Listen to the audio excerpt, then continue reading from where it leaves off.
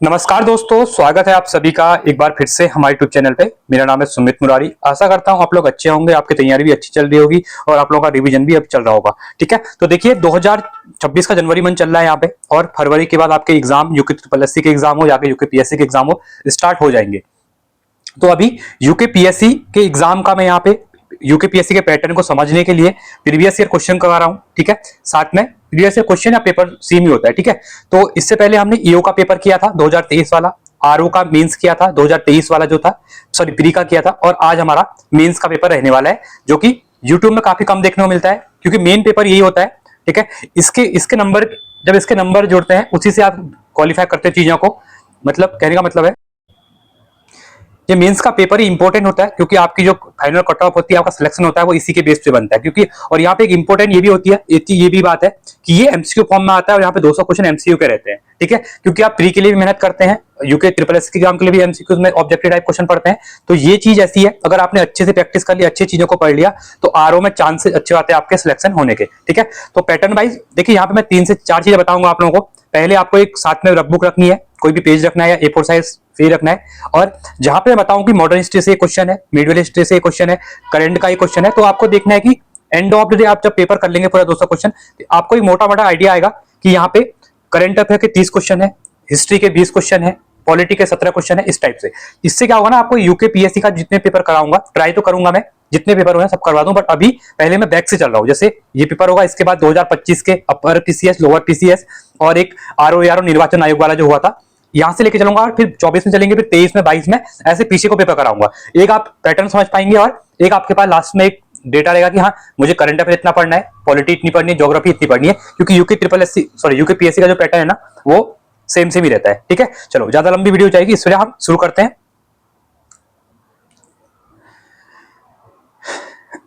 देखिए ये है इंग्लिश में, हिंदी में ए सेट है मेरे पास। अब देखिए ये जो वीडियो है ना, ये तीसरी बार रिकॉर्ड कर रहा हूं मैं। 2 बार पूरी वीडियो रिकॉर्ड करने के बाद 2 घंटे की, मैं 4 घंटे की रिकॉर्ड कर ली है, उसमें वॉल्यूम ही नहीं आ पाई थी। ठीक है, क्योंकि मेरा माइक ऑफ हो गया था, मुझे ध्यान में नहीं रहा। सेम प्रॉब्लम दूसरी बार मैंने ये प्रॉब्लम फेस की, बट आई होप अब इस बार हो जाए। ठीक है, जल्दी अपलोड करूंगा क्योंकि 10 दिन से मैं इसका वेट कर रहा हूँ, आप लोग भी वेट कर रहे हैं। तो चलो स्टार्ट करते हैं। और यहाँ पहले इसको मैं ना इरेज करता हूँ। ठीक है, क्योंकि मैंने रिकॉर्ड किया था वीडियो और इसके वजह से इसमें रिकॉर्डिंग हो नहीं पाई थी, मतलब वॉल्यूम गायब हो गई थी इसमें। कहने का मतलब ये है। ठीक है, ये देखो पूरा किया था, पूरे 200 क्वेश्चन किए थे और तीसरी बार कर रहा हूं, आई होप इस बार हो जाए।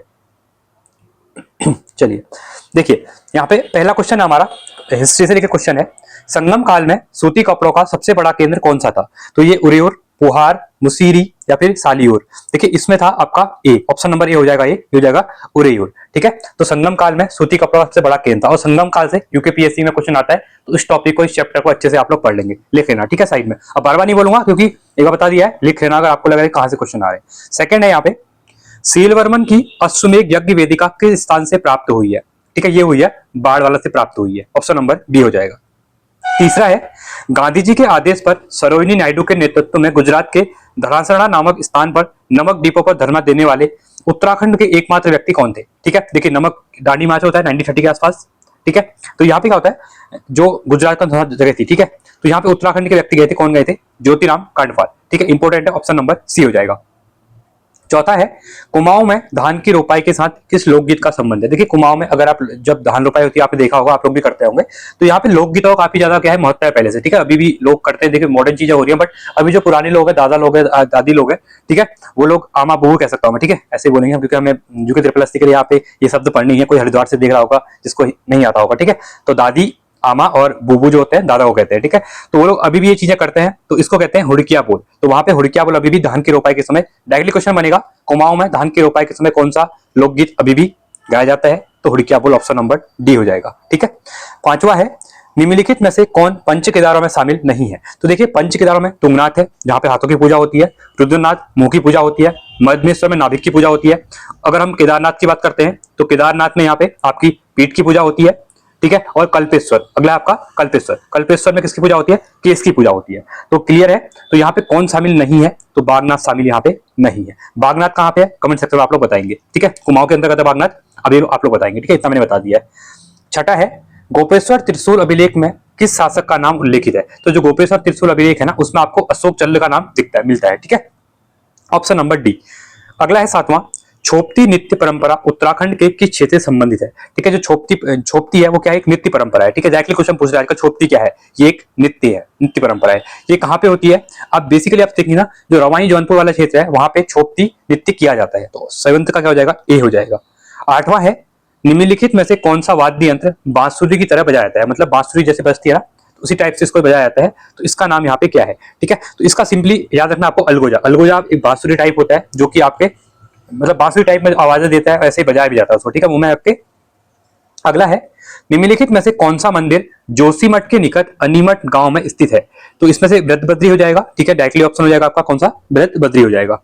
आगे बढ़ते हैं। देखिए अब यहां से ना उत्तराखंड क्वेश्चन में आ रहे हैं, आप देख सकते हैं एक आर्ट एंड कल्चर, उत्तराखंड का आर्ट एंड कल्चर लिख लो साइड में।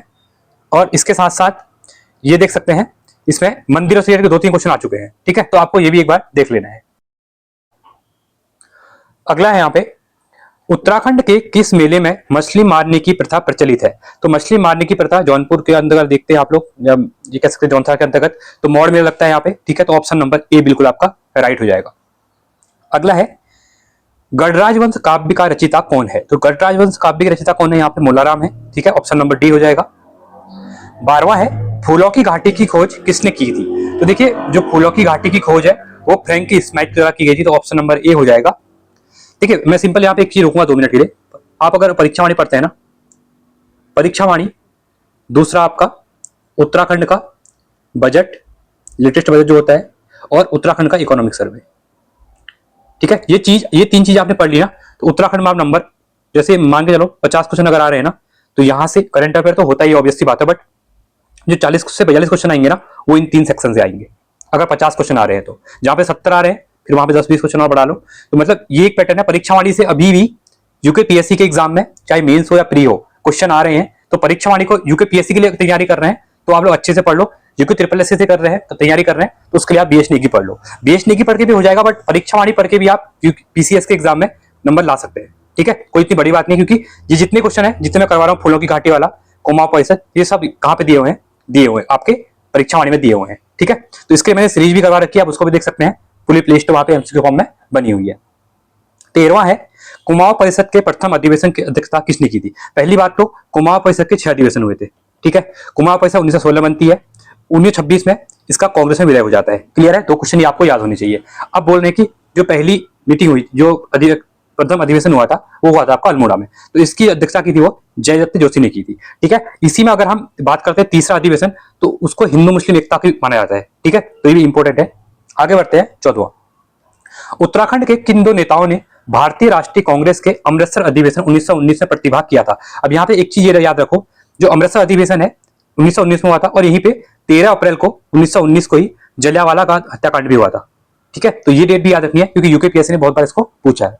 तो यहाँ पे बोला गया कि उत्तराखंड के 2 लोग कौन थे यहाँ पे? तो यहाँ पे थे अनुसुईया प्रसाद बहुगुणा एवं मुकुंदलाल। तो ऑप्शन नंबर ए बिल्कुल आपका राइट हो जाएगा। 15वां है, विख्यात भाषा वैज्ञानिक क्लाउस पीटर जोलन ने निम्नलिखित में से किस भाषा का शोध कार्य किया है? ठीक है, देखिए अब यहाँ से बुक से रिलेटेड एक क्वेश्चन यूकेपीएससी हमेशा पूछता है। परीक्षा वाणी में जो बुक दी है उनको अच्छे से पढ़ लेना, रिवीजन कर लेना, तो कहीं ना कहीं आपको वहां से क्वेश्चन मिलेगा देखने को। ठीक है, तो यहाँ पे विख्यात भाषा विज्ञानी की बात कर रहे हैं क्लाउड पीटर जोलन ने, इनने बंगाली भाषा की शोध कार्य यहाँ पे किया था। तो ऑप्शन नंबर सी हो जाएगा। 16वां है, निम्नलिखित में से किस अरबी विद्वान ने भारतीय क्षत्रियों को सुबुकपुरिया और कतरिया वर्गों में विभाजित किया था? तो ये कौन थे? ये थे आपके इब्न खुर्दाब। ठीक है, ऑप्शन नंबर बी हो जाएगा। देखिए इसमें कुछ क्वेश्चन ऐसे होंगे जो एडवांस लेवल के लग रहे होंगे, बट इसलिए लग रहे हैं क्योंकि ये आपका मेंस का पेपर है। तो मेंस का पेपर आप देंगे तो ऑब्वियस सी बात है, इसमें क्या होगा, आपको थोड़े क्वेश्चन का एडवांस लेवल मिलेगा। हाँ, बट यूकेपीएससी का पैटर्न सेम रहता है। आपको एक आइडिया रहेगा, क्योंकि बहुत से बच्चे इसमें आने वाले जो आरओ के लिए काम चल रहा है, उसके भर्ती आने वाली है, तो 24 में आने वाली है वो, तो आप लोग उसके प्रिपेयर करें। तो अभी से ये नहीं कि नोटिफिकेशन आएगा फिर आप तैयारी करेंगे, ऐसा नहीं है।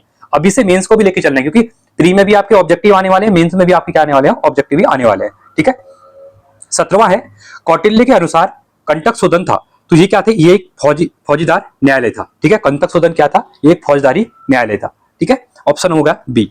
18वां है, अलाउद्दीन खिलजी के बाजार सराय अदल में कितनी मूल्य तक की वस्तु लाई जाती थी? तो जो ये था ना सराय अदल, ये क्या था? मार्केट था। किसका था? अलाउद्दीन खिलजी ने इसको शुरू किया था। इसके अंतर्गत जो वस्तुएं लाई जाती थी यहाँ पे, वो 1 टका से लेकर 10,000 टका तक की लाई जाती थी। ठीक है, 19वां है यहाँ पे, निम्नलिखित में से किसने रामायण का बांग्ला भाषा में अनुवाद किया है? ठीक है, जो रामायण है उसकी बांग्ला भाषा में जो अनुवाद किया किसने किया है, वो किया है यहाँ पे कृतिवास के द्वारा किया गया। ऑप्शन नंबर ए बिल्कुल आपका यहाँ पे क्या हो जाएगा, राइट हो जाएगा। 20वां है, निम्नलिखित किस चोल शासक ने सबसे पहले भूमि की पैमाइश की थी। अब देखिए चोल शासकों के बारे में बताऊं तो ये इंपॉर्टेंट हो जाता है, क्योंकि चोल शासकों के द्वारा यहाँ पे क्या किया था, पहली बार नेवी वगैरह भी शुरू की थी, ठीक है। साउथ के अंतर्गत ही मिलती है चोल शासक आपको ज्यादातर। और यहाँ पे क्या है, इनके द्वारा ना भूमि पैमाइश भी करवाई थी। और किसने करवाई थी, कौन सा राजा थे वो, तो ये थे राज प्रथम। और यहाँ से भी यूकेपीएससी क्वेश्चन पूछता है, तो इस चैप्टर को भी एक बार आप लोग देख लेंगे, ठीक है, इंपॉर्टेंट है। पांड्य वंश हो गया, चैर हो गया, इनको एक बार देख लेंगे, चोल हो गया, चैर हो गया, ठीक है। आगे बढ़ते हैं। 21वां है, अखिल भारतीय राज्य जन कॉन्फ्रेंस का गठन कब हुआ था, तो ये हुआ था आपका 1927 में हुआ था, तो ऑप्शन नंबर सी रहेगा। आगे बढ़ते हैं। 22वां है, किसने गोली मारकर कर्नल विलियम कर्जन वाइली की हत्या की थी, तो ये की थी मदन लाल डिंगरा के द्वारा, ठीक है। ऑप्शन नंबर डी बिल्कुल आपका राइट यहाँ पे रहने वाला है। 23वां है, 1918 में अहमदाबाद टेक्सटाइल मजदूर संघ की स्थापना किसने की थी, सरदार पटेल, महात्मा गांधी, वीडी सावरकर या फिर लाला लाजपत राय, तो ये हो जाएंगे आपके option number B, Mahatma Gandhi ji के द्वारा 1918 में अहमदाबाद टेक्सटाइल मजदूर संघ की स्थापना यहाँ पे की थी। आगे बढ़ेंगे। 24वां है, प्रथम अखिल भारतीय किसान सभा का गठन कब किया गया था, 1936 के आसपास ये हुआ था, ठीक है। और ये हुआ था आपका लखनऊ में हुआ था, तो ऑप्शन नंबर ए हो जाएगा। 25वां है, निम्नलिखित युगों में कौन सा गलत है। अब देखिए क्वेश्चन को ध्यान से पढ़ना, यहाँ पे गलत पूछा गया है। जलियांवाला बाग हत्याकांड, अभी मैंने इससे पहले स्लाइड में आपको यहाँ पे लिखा था, ध्यान से वीडियो आपने देखा, तो यहाँ पे मैंने अभी जब ये 1919 वाला करवाया था, ठीक है, तो यहाँ पे मैंने बताया था कि 13 अप्रैल को यहाँ पे जलियांवाला बाग हत्याकांड हुआ था 1919 में, तो ये हो जाएगा आपका सही हो जाएगा पहला। दूसरा है, खिलाफत व असहयोग आंदोलन 1921 में, बिल्कुल सही है आपका। लखनऊ सुनने था 1916, जहां पे मुस्लिम लीग कांग्रेस से मिल जाती है, ठीक है। और गरम दल और नरम दल में भी क्या था, यहाँ पे चीजें क्लियर हो जाती है। उसके बाद होम रूल लीग का गठन नहीं, ये गलत हो जाएगा। ये 1900, ये देखिए यहाँ पे दो होम रूल थी, एक एनी बेसेंट की थी, एक तिलक की थी, ठीक है। तो इसका 17 नहीं है, ये पहले बनी थी, एक बनी थी 14 के आसपास, एक बनी 16 के आसपास, ठीक है। चलिए आगे देखते हैं। 26वां है, तो मतलब गलत पूछा गया था ना इसमें, तो ऑप्शन नंबर डी गलत हो जाएगा, ठीक है। 26वां है, तेभागा आंदोलन संबंधित था, तो देखिए जो तेभागा आंदोलन था ना, ये हुआ था आपका किसानों से संबंधित था, ऑप्शन नंबर सी हो जाएगा। 27वां है, कांग्रेस ने अहिंसात्मक असहयोग आंदोलन की नीति का अनुमोदन किस अधिवेशन में किया था। देखिए कांग्रेस जो है ना, अहिंसात्मक आंदोलन जो असहयोग आंदोलन था उसकी नीति का अनुमोदन किया था, और ये हुआ था आपका नागपुर अधिवेशन जो हुआ था उसके अंतर्गत हुआ था, ठीक है। 28वां है, कब और कहां कांग्रेस सोशलिस्ट पार्टी का गठन हुआ था। देखिए पहली बात तो कांग्रेस सोशलिस्ट जो बनी थी ना, वो बॉम्बे में बनी थी, ठीक है। ये बनी कब थी, बॉम्बे बनी थी, पर ये बनी थी आपकी 1934 में, ठीक है। तो ऑप्शन नंबर बी हो जाएगा। 29वां है, अपने प्रधानमंत्रित्व की लंबी अवधि में पंडित नेहरू ने सदैव कौन सा विभाग अपने पास रखा। देखिए अगर ये क्वेश्चन समझ में नहीं आया ना, तो बताता हूं मैं। जैसे अभी आपने देखा होगा करंट जो सिनेरियो है, कोई भी स्टेट की बात करूं या फिर सेंटर की बात करूं, कैबिनेट मिनिस्टर होते हैं, हर किसी का फाइनेंस मिनिस्ट्री होता है, ठीक है, किसी का फॉरेन मिनिस्ट्री होता है। तो अभी हमारे जो फॉरेन मिनिस्टर है वो कौन है, वो एस जयशंकर जी है, ठीक है। बाकी प्राइम मिनिस्टर मोदी के बाद भी अपने अपने डिपार्टमेंट, मतलब एक ऐसा नहीं कि एक मिनिस्टर एक ही डिपार्टमेंट रहता है, ऐसा नहीं होता है, अलग अलग भी 3-4 चीजें रख सकते हैं, ठीक है। तो इसी में जो पंडित नेहरू थे अपने टाइम पे, इनने क्या किया था, हमेशा जो विदेश मंत्रालय है ना वो अपने पास रखा था। तो इनके टाइम पे जो विदेश नीति भी थी काफी अच्छी मानी जाती थी, ठीक है। हम तो पढ़ते ही हैं, मतलब नेहरू का जो विदेश नीति थी, मतलब ये मान सकते हैं कि ठीक थी, उनकी ज्यादा चीज है, क्योंकि भारत नया नया वहां पे आजाद होता है, ठीक है। और इतनी चीजें नहीं थी, पैसे की कमी थी, उसके बाद भी चीजों को इस लेवल पे लेके आगे आना, ठीक है, तो काफी इंपॉर्टेंट है वो। बाकी कौन क्या है, सोशल मीडिया पे क्या चलता है वो आपको नहीं, आप तैयारी करते हैं, आप पॉइंट ऑफ व्यू देखिए, चीजें कैसे बनी क्या बनी, आप लोग समझदार हैं, पढ़ते हैं, ठीक है, तो उसके हिसाब से आप लोग देखेंगे। चलिए आगे बढ़ते हैं। 30वां है, निम्नलिखित में से कौन महात्मा गांधी के असहयोग आंदोलन वापस लेने का निर्णय का आलोचक नहीं था। तो इसमें से जमनलाल बजाज थे ना, वो इसके आलोचक नहीं थे, बाकी सुभाष चंद्र बोस, केसी केलकर, मोतीलाल नेहरू और जो थे सब, वो क्या थे, इसके आलोचक थे, ठीक है। क्योंकि ये बोल रहे थे कि गांधी जी को असहयोग आंदोलन वापस नहीं लेना चाहिए, क्योंकि यहाँ से एक चिंगारी उठ चुकी थी आजादी के लिए, और बट कुछ चीजें होती है, चौधरी अंटा कांड वगैरह होता है, ठीक है। तो वहां से गांधी जी को लगता है कि नहीं, ये तो अहिंसा की मतलब हिंसात्मक चीजें हो जा रही है, ठीक है, क्योंकि गांधी जी हमेशा सोचते थे कि चीजें वायलेंस ना हो तो अच्छा करके, ठीक है। तो ऑप्शन नंबर सी, इसलिए इसको वापस ले लिया गया था। चलिए 31वां है, वारीसाल सम्मेलन में किसने कहा था, पिछले 50 से 100 सालों के दौरान हम जो हासिल नहीं कर सके वो हमने 6 महीने में हासिल कर लिया। देखिए स्वतंत्रता के टाइम पे चीजें वाली थी, तो यहाँ पे कुछ मोमेंट ऐसे हुए, तो जहां पे ये जो आपके यहाँ पे कह सकते हैं कि एस अब्दुल रसूल जो थे, ठीक है, तो इनके द्वारा ये कहा गया यहाँ पे कि हमने 6 महीने में इतना कुछ अचीव कर लिया, इतनी चीजें हमने आगे चले गए हैं जो हम 50 से 100 साल में भी नहीं कर पाए थे करके, ठीक है। चलिए आगे बढ़ते हैं। 32वां क्वेश्चन है यहाँ पे, भारत में स्वर्ण क्रांति निम्नलिखित में से किस उत्पाद से संबंधित है? चलिए इसका एक बार इंग्लिश क्वेश्चन भी देख लेंगे, ठीक है, क्योंकि ये इंपॉर्टेंट हो जाएगा। देखिए ये बात कर रहा है गोल्डन रिवॉल्यूशन, ठीक है, बहुत लोग क्या होता है ना हिंदी नहीं समझ पाते हैं, तो उनके लिए यहाँ पे ये शब्द बताने पड़ते हैं, ठीक है। तो जो स्वर्ण है वो गोल्डन की बात कर रहा है, गोल्डन रिवॉल्यूशन की। तो ये तो आपका हनी एंड हॉर्टिकल्चर से रिलेटेड था, ठीक है। तो ये हो जाएगा ऑप्शन नंबर बी हो जाएगा आपका राइट यहाँ पे, ठीक है। क्लियर है, आगे बढ़ेंगे। उत्तराखंड के किस स्वतंत्रता सेनानी ने महात्मा गांधी के निर्देश पर देघाट में उद्योग मंदिर आश्रम की स्थापना की? पहली बात तो उद्योग मंदिर आश्रम कहाँ है? देघाट में है। गांधी गांधी के निर्देश पर किसने की थी? ये की थी ज्योतिराम कांडपाल जी ने, ऑप्शन नंबर सी, ठीक है। आगे बढ़ेंगे अगले क्वेश्चन की तरफ। 34वां है यहाँ पे, निम्नलिखित में से कौन सी सिंधु नदी की सहायक जो पीर पंजाल से उद्भूत होती है? अब पीर पंजाल रेंज जम्मू एंड कश्मीर के अंतर्गत देखते हैं, तो यहाँ पे जो सिंधु की एक ट्रिब्यूटरी कह सकते हैं, ठीक है, सहायक नदी जो है वो है आपकी झेलम रिवर है, ठीक है। 35वां है, नामचिक नामपुक कोयला क्षेत्र निम्नलिखित में से किस राज्य में स्थित है? ठीक है, तो ये देखने को मिलता है आपको अरुणाचल प्रदेश में। चलिए आगे बढ़ते हैं। किस वर्ष को संयुक्त राष्ट्र के खाद्य एवं कृषि संगठन द्वारा अंतरराष्ट्रीय मोटा अनाज वर्ष, इसको कहते हैं इंटरनेशनल मिलेट ईयर, ठीक है। देखिए मिलेट मतलब मोटा अनाज, तो हर साल यूएन जो होता है ना वो नया किसी चीज को प्रमोट करने के लिए, किसी चीज को बचाने के लिए ये चीजें करता है। तो अभी आपके दो क्वेश्चन है, मैं हमेशा इस क्वेश्चन को बताता हूँ जब भी क्वेश्चन कराता हूँ, आपने पहले भी देखे होंगे, तो ये एग्जाम में आते हैं ऐसे, और उस टाइम पे भी आए थे जब मैंने करवाए थे, ठीक है। क्योंकि ये जो मैंने चैनल बनाया था ये 2023 मैंने 2024 में बनाया था, ठीक है, जनवरी के आसपास, यहाँ पे 2 साल कंप्लीट हो गए। बट यहाँ पे एक था ना, ये पेपर जो हुआ था आपका, ये हुआ था लास्ट ईयर हुआ, 2024 में हुआ था, ये सितंबर अक्टूबर के टाइम पे हुआ था। तो मैंने ये क्वेश्चन ऑलरेडी पहले कराया था और एग्जाम में डायरेक्टली भी आए थे यहाँ पे, मतलब प्रैक्टिस करो, मैं नहीं कह रहा हूँ कि मेरे से पढ़ो, ये नहीं, बट हाँ ये क्वेश्चन ऐसे होते हैं ना जो न्यूज में रहते हैं, और ये क्वेश्चन कहीं ना कहीं करंट अफेयर में घूमते रहते हैं, ठीक है।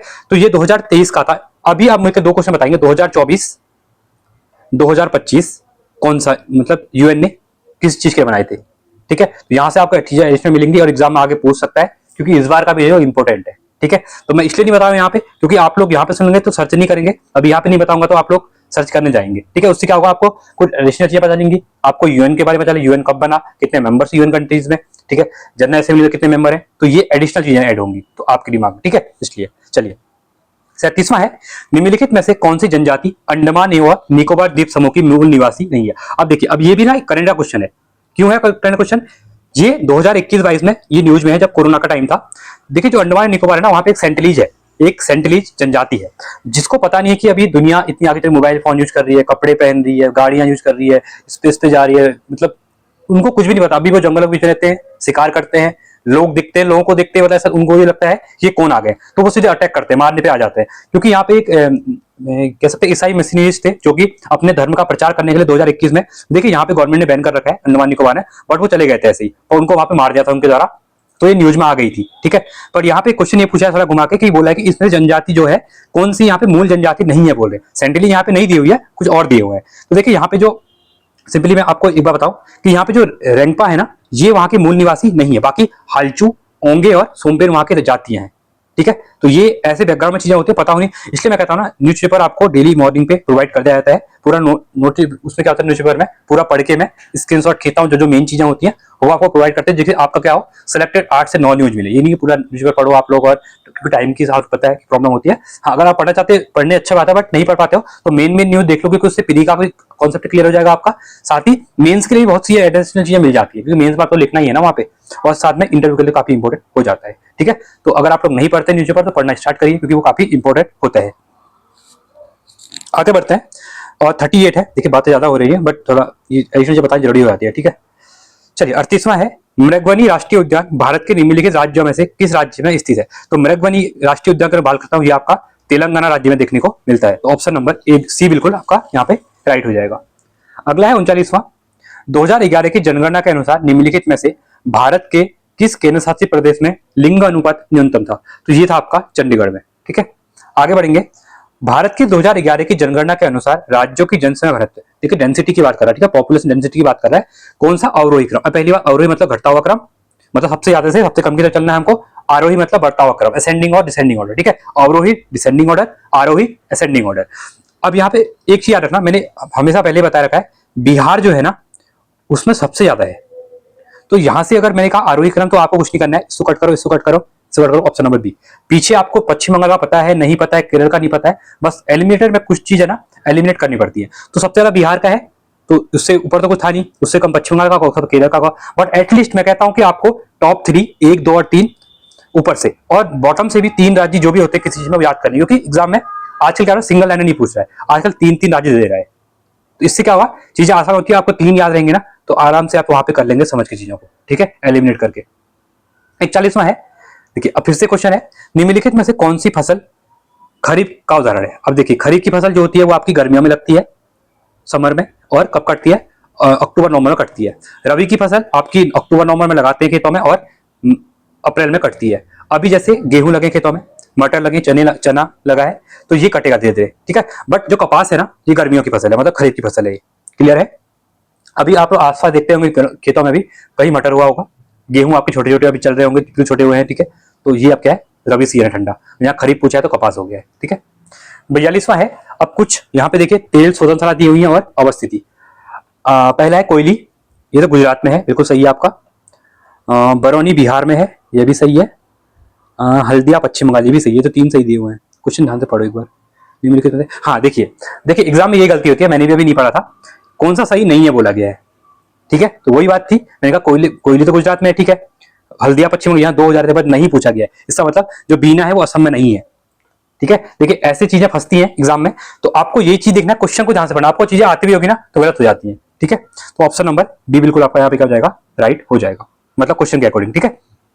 चलिए, भारत में फसल विविधीकरण सूचकांक में गिरावट निम्नलिखित में से किस स्थिति की ओर मुख्यतः इशारा करती है, ठीक है। ये सिंपल है, ये भारत में जो एकल कृषि होती है ना, वही है, एकल कृषि की वजह से क्या होगा, सूचकांक में क्या गिरावट आ रही है यहाँ पे फसल विविधीकरण में, ठीक है। चलिए 44वां है, अब ये क्वेश्चन भी इंपॉर्टेंट है क्योंकि मैकमोहन रेखा या सर्किल रेखा काफी न्यूज में, इंडिया की जो इंटीरियर बाउंड्रीज है, मैकमोहन रेखा आपका अरुणाचल रीजन पे जो कि चाइना के साथ आता है, और जो सर क्रीक है और रेड क्लिफ जिसको हम कहते हैं, ये आपकी कहाँ पे, ये आपकी पाकिस्तान के साथ पीओके हो जाएगा, ठीक है। तो यहाँ पे हो जाएगा option number B, Bharat and Pakistan के बीच में है, ठीक है, 44 का। चलिए आगे देखते हैं, निम्नलिखित में से कौन सा युग्म सही सुमेलित नहीं है। देखिए क्वेश्चन ध्यान से पढ़ना भी, अब तो मैंने भी गलती नहीं करी हुई। चलिए, झील और अवस्थिति, अब देखिए चांडोबी असम में है, खुरपाताल उत्तराखंड में है, संथमकोटा केरल में है और सैला मेघालय में है, ठीक है। तो इसमें से एक सुमेलित नहीं है, कौन सा नहीं है, तो देखिए जो सैला है ना वो मेघालय में नहीं है, बाकी खुरपाताल उत्तराखंड में है, संथमकोटा केरल में है, ये झील दी हुई है, ठीक है। और चांडोबी, ऐसी आपकी चिल्का लेक आती है, एक इंपॉर्टेंट है, चिल्का लेक कहाँ पे है, उड़ीसा में है, ठीक है, चिल्का लेक है उड़ीसा में है, और सॉल्ट लेक है, ठीक है। आगे बढ़ते हैं, आई होप चीजें क्लियर हो रही होंगी। चलिए, भारत की खारे पानी की सबसे बड़ी झील, तो देखिए ये क्वेश्चन मैंने अभी अब बताया था आपको, फिर से क्वेश्चन आ चुका है, कोई ये बता दिया मैंने, चिल्का ये कहाँ पे, उड़ीसा में है। और यहाँ पे क्या होता है, नेवी, जो नेवी में भर्ती होते हैं ना, नेवी की यहाँ पे क्या होती है, स्विमिंग वगैरह होती है, उनको ट्रेनिंग दी जाती है, ठीक है। तो ऑप्शन नंबर सी हो जाएगा। और याद रखना, खारे पानी की सबसे बड़ी झील है खारे पानी की, ठीक है। कभी फ्रेश वाटर झील पूछ लेता है। चलिए अगला है, निम्नलिखित में से कौन सा हिमनद हिमालय पर्वतीय क्षेत्र में स्थित नहीं है। अब देखिए कफनी ग्लेशियर है, पता है आपको, रीमो ग्लेशियर भी, रूमबल भी है, पर मेलास्पिना नहीं है, ठीक है। ऑप्शन नंबर सी हो जाएगा यहाँ पे। अगला है, सिगार शिखर निम्नलिखित में से किस पठार में है। देखिए अब सिंपली टाइम्स ऑफ इंडिया की बात करूंगा तो यहाँ पे कोलार पठार है, यहाँ पे बुंदेलखंड हो जाएगा यूपी, और जो एमपी का बॉर्डर है वहां पे झांसी रीजन जो आता है बुंदेलखंड के अंदर आता है। मालवा का पठार यहाँ पे पड़ता है आपका बीच में, ठीक है। और मेवाड़ पठार पड़ता है यहाँ पे आपका दिल्ली हरियाणा कनेक्ट करते हैं किससे, राजस्थान से, ठीक है। मेवात वाली, मेवाड़ या मेवात, तो यहाँ पे बोला गया कि निम्नलिखित सिगार शिखर, तो ये आपका मिलेगा मालवा पठार में, तो ऑप्शन नंबर बी हो जाएगा। मैं बार बार कहता हूं, अगर आपको ज्योग्राफी पढ़ना है, जितना हो सके मैप को देखो बार बार, चीजें जरूरत नहीं पढ़ने की, क्योंकि एक बार आपके सामने से नजर चली जाएंगी चीजें तो चीजें याद हो जाती है। जैसे आप लोग पढ़ते हैं ये शिखर कहाँ पर है, तो उसका मैप देखिए, पढ़ो मत, उसको मैप देखिए बस, तो चीजें आपको मजा आएगा ऐसे पढ़ने में, ज्योग्राफी में, ठीक है। चलिए आगे बढ़ेंगे, निम्नलिखित में से किस राज्य, भारतीय राज्य की तटरेखा सबसे बड़ी है। तटरेखा मतलब ये कह रहा है समुद्र के साथ, तो ये हो जाएगी आपकी गुजरात की, ठीक है। तो ऑप्शन नंबर सी हो जाएगा।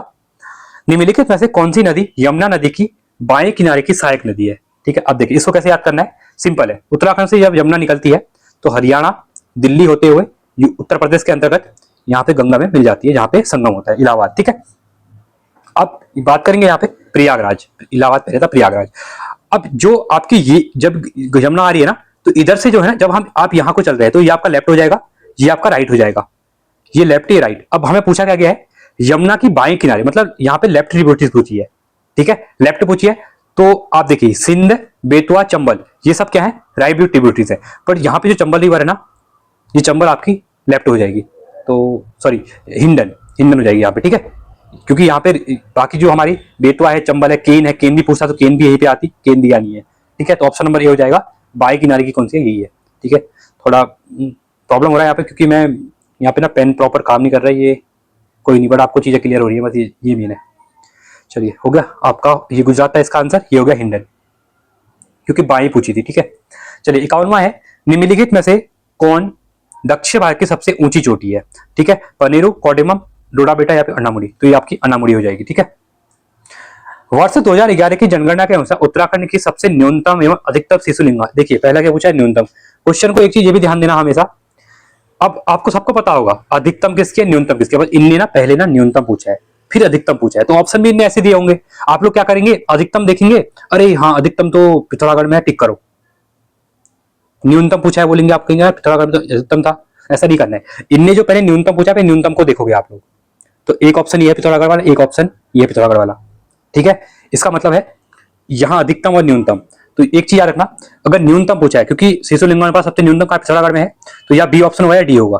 और अधिकतम कहां पर है, चक्राता में है। तो देखिए ऑप्शन नंबर यहाँ पे डायरेक्टली दिया हुआ, ऑप्शन नंबर डी।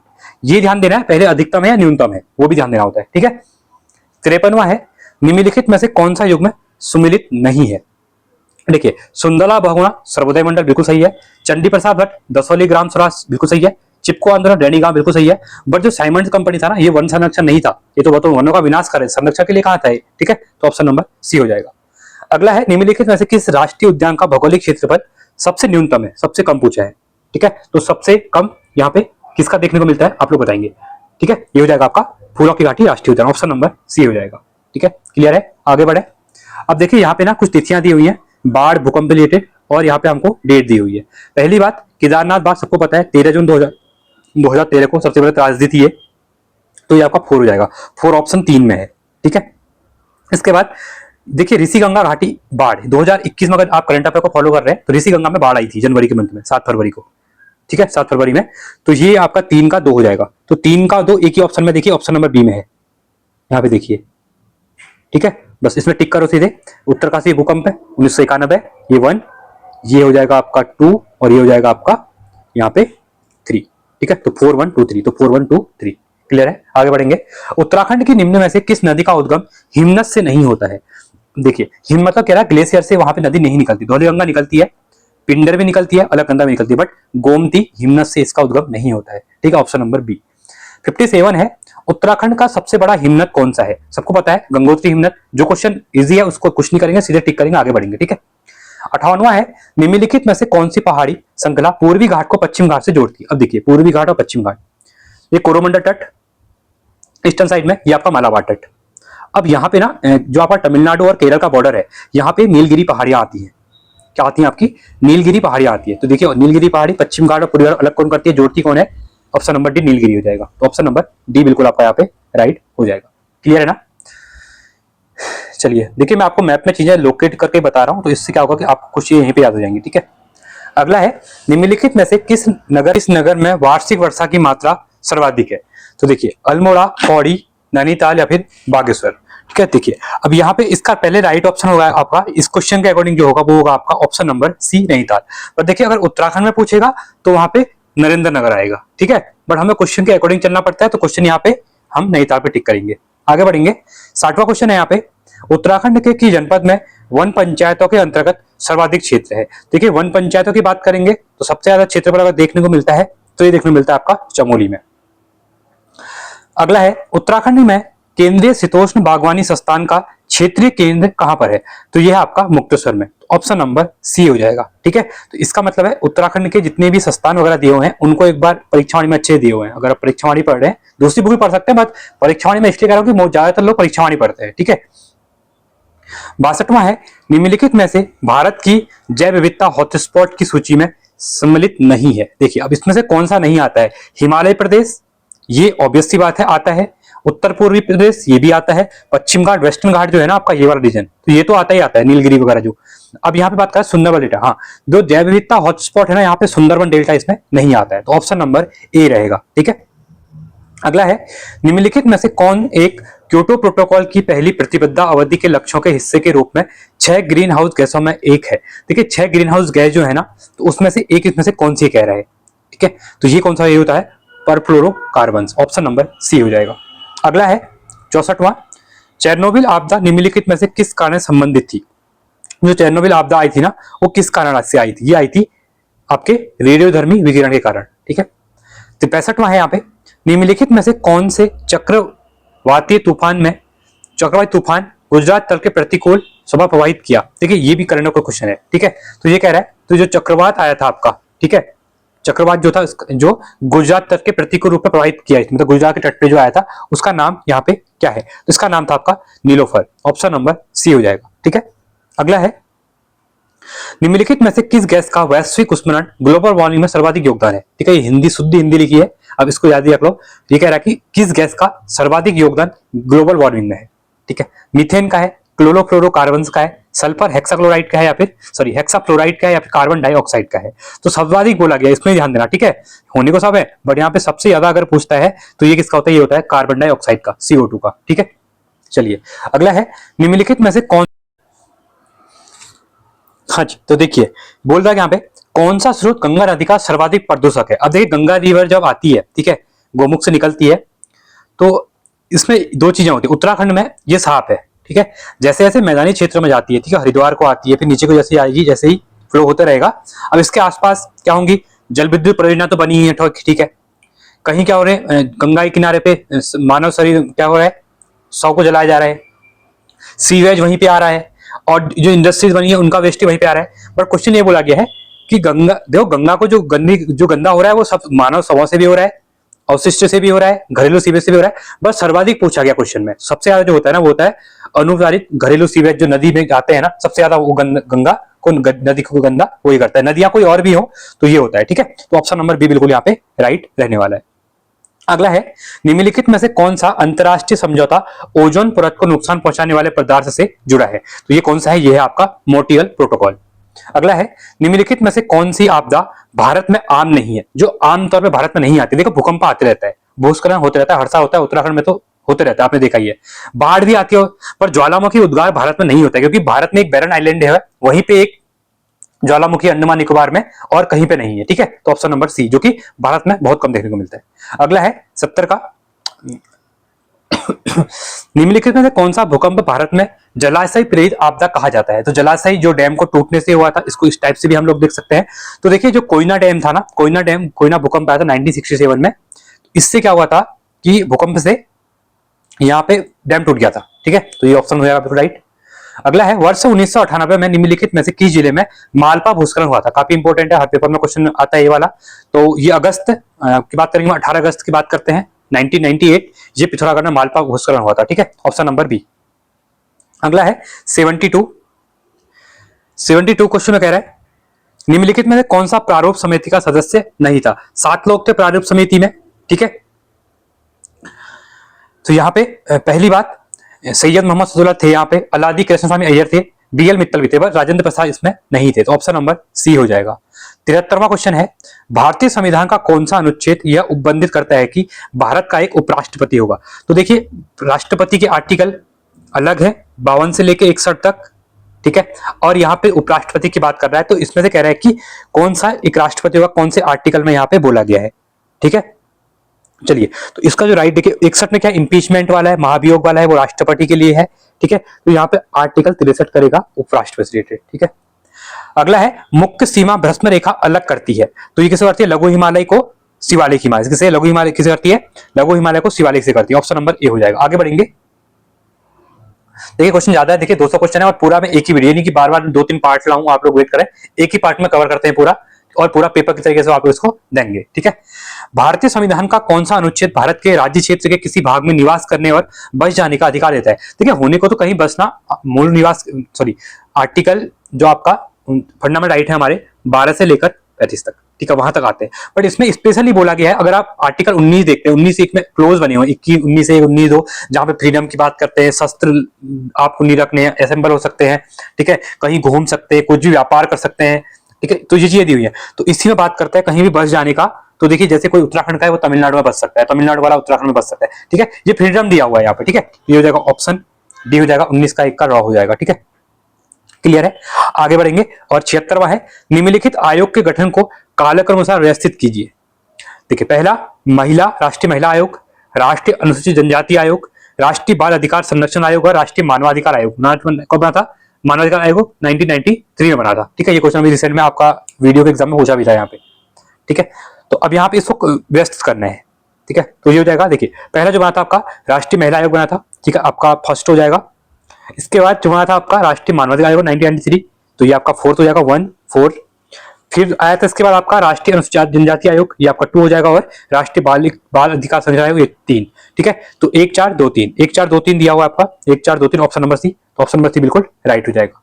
पंचायत सदस्यों की न्यूनतम आयु क्या होती है? अब यहाँ पे ध्यान देना, ये कह रहा है पंचायत सदस्यों की कह रहा है। ठीक है, पंचायत के लोगों की बात नहीं कर रहा है, वहां पे 18 साल होती है वोट देने की, बस सदस्य अगर बनना है तो आपको 21 साल होनी चाहिए, तो ऑप्शन नंबर ए हो जाएगा। और ये क्वेश्चन कंफ्यूज करते हैं एग्जाम में, आप डायरेक्टली सोचते हैं कि पंचायत सदस्य बोल दिया तो न्यूनतम आयु 18 वर्ष करते, नहीं, यहाँ पंचायत सदस्य बनने की बात कर रहा है, पंचायत के लोगों की बात नहीं कर रहा है यहाँ पे। ठीक है, तो वोट देने की राइट एज है वो 18 है, पर पंचायत सदस्य बनने के लिए 21 साल आपके पास होने चाहिए।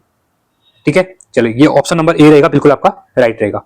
अगला है स्वतंत्र भारत का प्रथम संघीय बजट। देखिए संघीय बजट, अब फाइनेंस मिनिस्टर कौन होगा हमारा, जब हमारा भारत आजाद हुआ उस टाइम पे संघीय बजट जो पेश किया गया वो आर के सन्मुख चिट्टी के द्वारा किया गया था, ऑप्शन नंबर सी हो जाएगा। अगला है कौन सा वर्ष भारत के केंद्र राज्य सहयोग एवं केंद्र राज्य संघर्ष की विभाजक रेखा माना जाता है? तो 1967 को माना जाता है। ठीक है, ऑप्शन नंबर ए हो जाएगा। अगला है निम्नलिखित में से किस विषय पर राज्यसभा को लोकसभा से अधिक शक्ति है? अब यहाँ पे मैं कुछ चीजें आपको क्लियर करूंगा। भारत की अखिल भारतीय सेवाएं हैं 3 है, एक आईएएस है, इंडियन एडमिनिस्ट्रेशन सर्विस, एक है आईपीएस इंडियन पुलिस सर्विस, एक है IFS Indian forest service. IFS foreign service की बात नहीं कर रहा हूं मैं बात कर रहा हूं फॉरेस्ट सर्विस। ये 3 आती है अखिल भारतीय सेवा में। अब इनको कौन बनाएगा, कौन इसके लिए देगा मतलब चीजों को अपने? ठीक है, तो सबसे ज्यादा पावर जो होती है राज्यसभा के पास है इसके लिए, लोकसभा के पास पावर इसके लिए नहीं है। तो अखिल भारतीय जो सेवाएं है ना, ऑप्शन नंबर बी, इसका सर्जन करने के लिए राज्यसभा की पावर होती है। ठीक है, तो बिल्कुल इसको याद रखना, क्योंकि ये न्यूज में इसलिए था, अभी करंट क्वेश्चन क्यों बना है, क्योंकि लास्ट ईयर कुछ ऐसी बात चली थी, चलती रहती है कि जैसे आईएएस है आपका, आईपीएस है, आईएफएस है, ऐसे ही आईजेएस इंडियन जुडिशियल सर्विस भी बात कर रही है कि यूपीएससी कंडक्ट कराए इसका एग्जाम, और इसके आईजीएस के बाद चल रही है, बट अभी ये क्लियर नहीं हुआ है, इसलिए इसको अगर बनाना होगा तो राज्यसभा के पास ज्यादा पावर होगी इसके लिए। ठीक है, तो आपको याद रखना है, ये चीजें बैकग्राउंड में आती रहती हैं तो क्वेश्चन बन जाते हैं इसके, तो न्यूज़पेपर वगैरह पढ़ते रहोगे तो उसमें ये चीजें क्लियर हो जाती है क्या चीजें क्या नहीं है। ठीक है, तो ऑप्शन नंबर बी बिल्कुल राइट। अगला है 81वां, निम्नलिखित में से नीति आयोग के प्रथम अध्यक्ष कौन थे?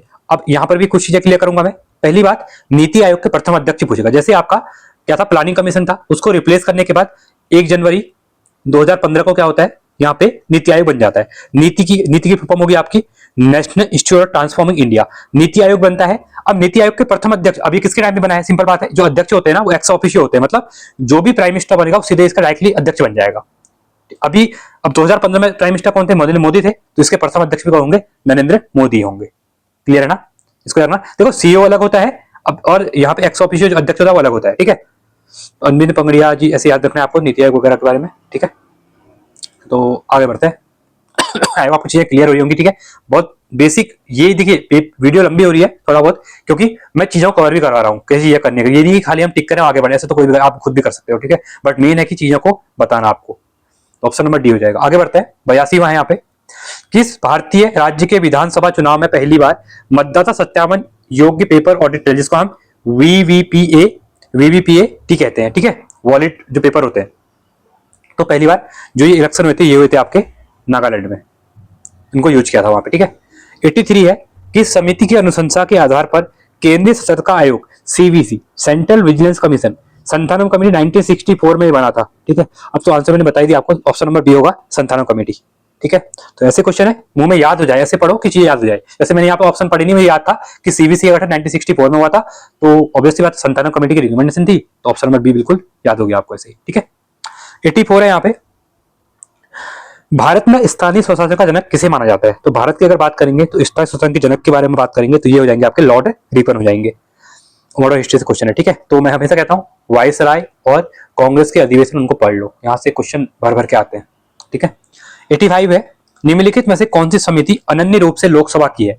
तो देखिए प्राकलन समिति है, पुस्तकालय समिति है, लोक उपक्रम समिति है और लोक लेखा समिति है। तो ये कह रहा है कि लोकसभा के मेंबर ज्यादा किसके होंगे, किसकी हो ये है। ठीक है, तो ये है प्राकलन समिति। ये क्वेश्चन आगे भी आएगा, अभी मैं डिस्कस करता हूँ आपके साथ। ठीक है, कि इसे मेंबर पूछता है, क्योंकि यूकेपीएससी ने पहले इसके 2022 के आई थिंक प्री में यूकेपीएससी के प्री में पूछा था कि कितने मेंबर होते हैं, तो 22 मेंबर होते हैं, उसमें 15 लोकसभा के होते हैं, 7 आपके राज्यसभा के होते हैं। ठीक है, तो ऐसे क्वेश्चन पूछता है, आगे डिस्कस करते हैं। क्वेश्चन आ रहा है आगे। अगला है 86, निम्नलिखित में से किस वाद में भारतीय सर्वोच्च न्यायालय ने यह मत व्यक्त किया कि प्रस्तावना संविधान का भाग नहीं है। ठीक है, तो यहाँ देखिए देवानंद बनाम भारतीय संघ है, इसमें कहा था भारतीय जीवन में इसमें, पर जो बेरोवाली केस था ना, देखिए सबसे ज्यादा जो केस माने जाते हैं मेन, वो केशवानंद भारती के 1973 माना जाता है। ठीक है, उसने क्या किया, हमारे संविधान की रूपरेखा ही चेंज कर दी प्रस्तावना में। ठीक है, बट बेरोवालीवाद ने ये माना था कि जो प्रेम्बल है हमारा, इससे part not a part of constitution, ऐसा बोला था। ठीक है, तो बट बाद में भी चीजें चेंज हो गई थी। हाँ, मतलब ये बोला था कि पार्ट नहीं है, बट जो इसके ऊपर चेंज कर सकता है वो एक स्पेशल, वो इसके बाद सुप्रीम कोर्ट में पावर रहेगी।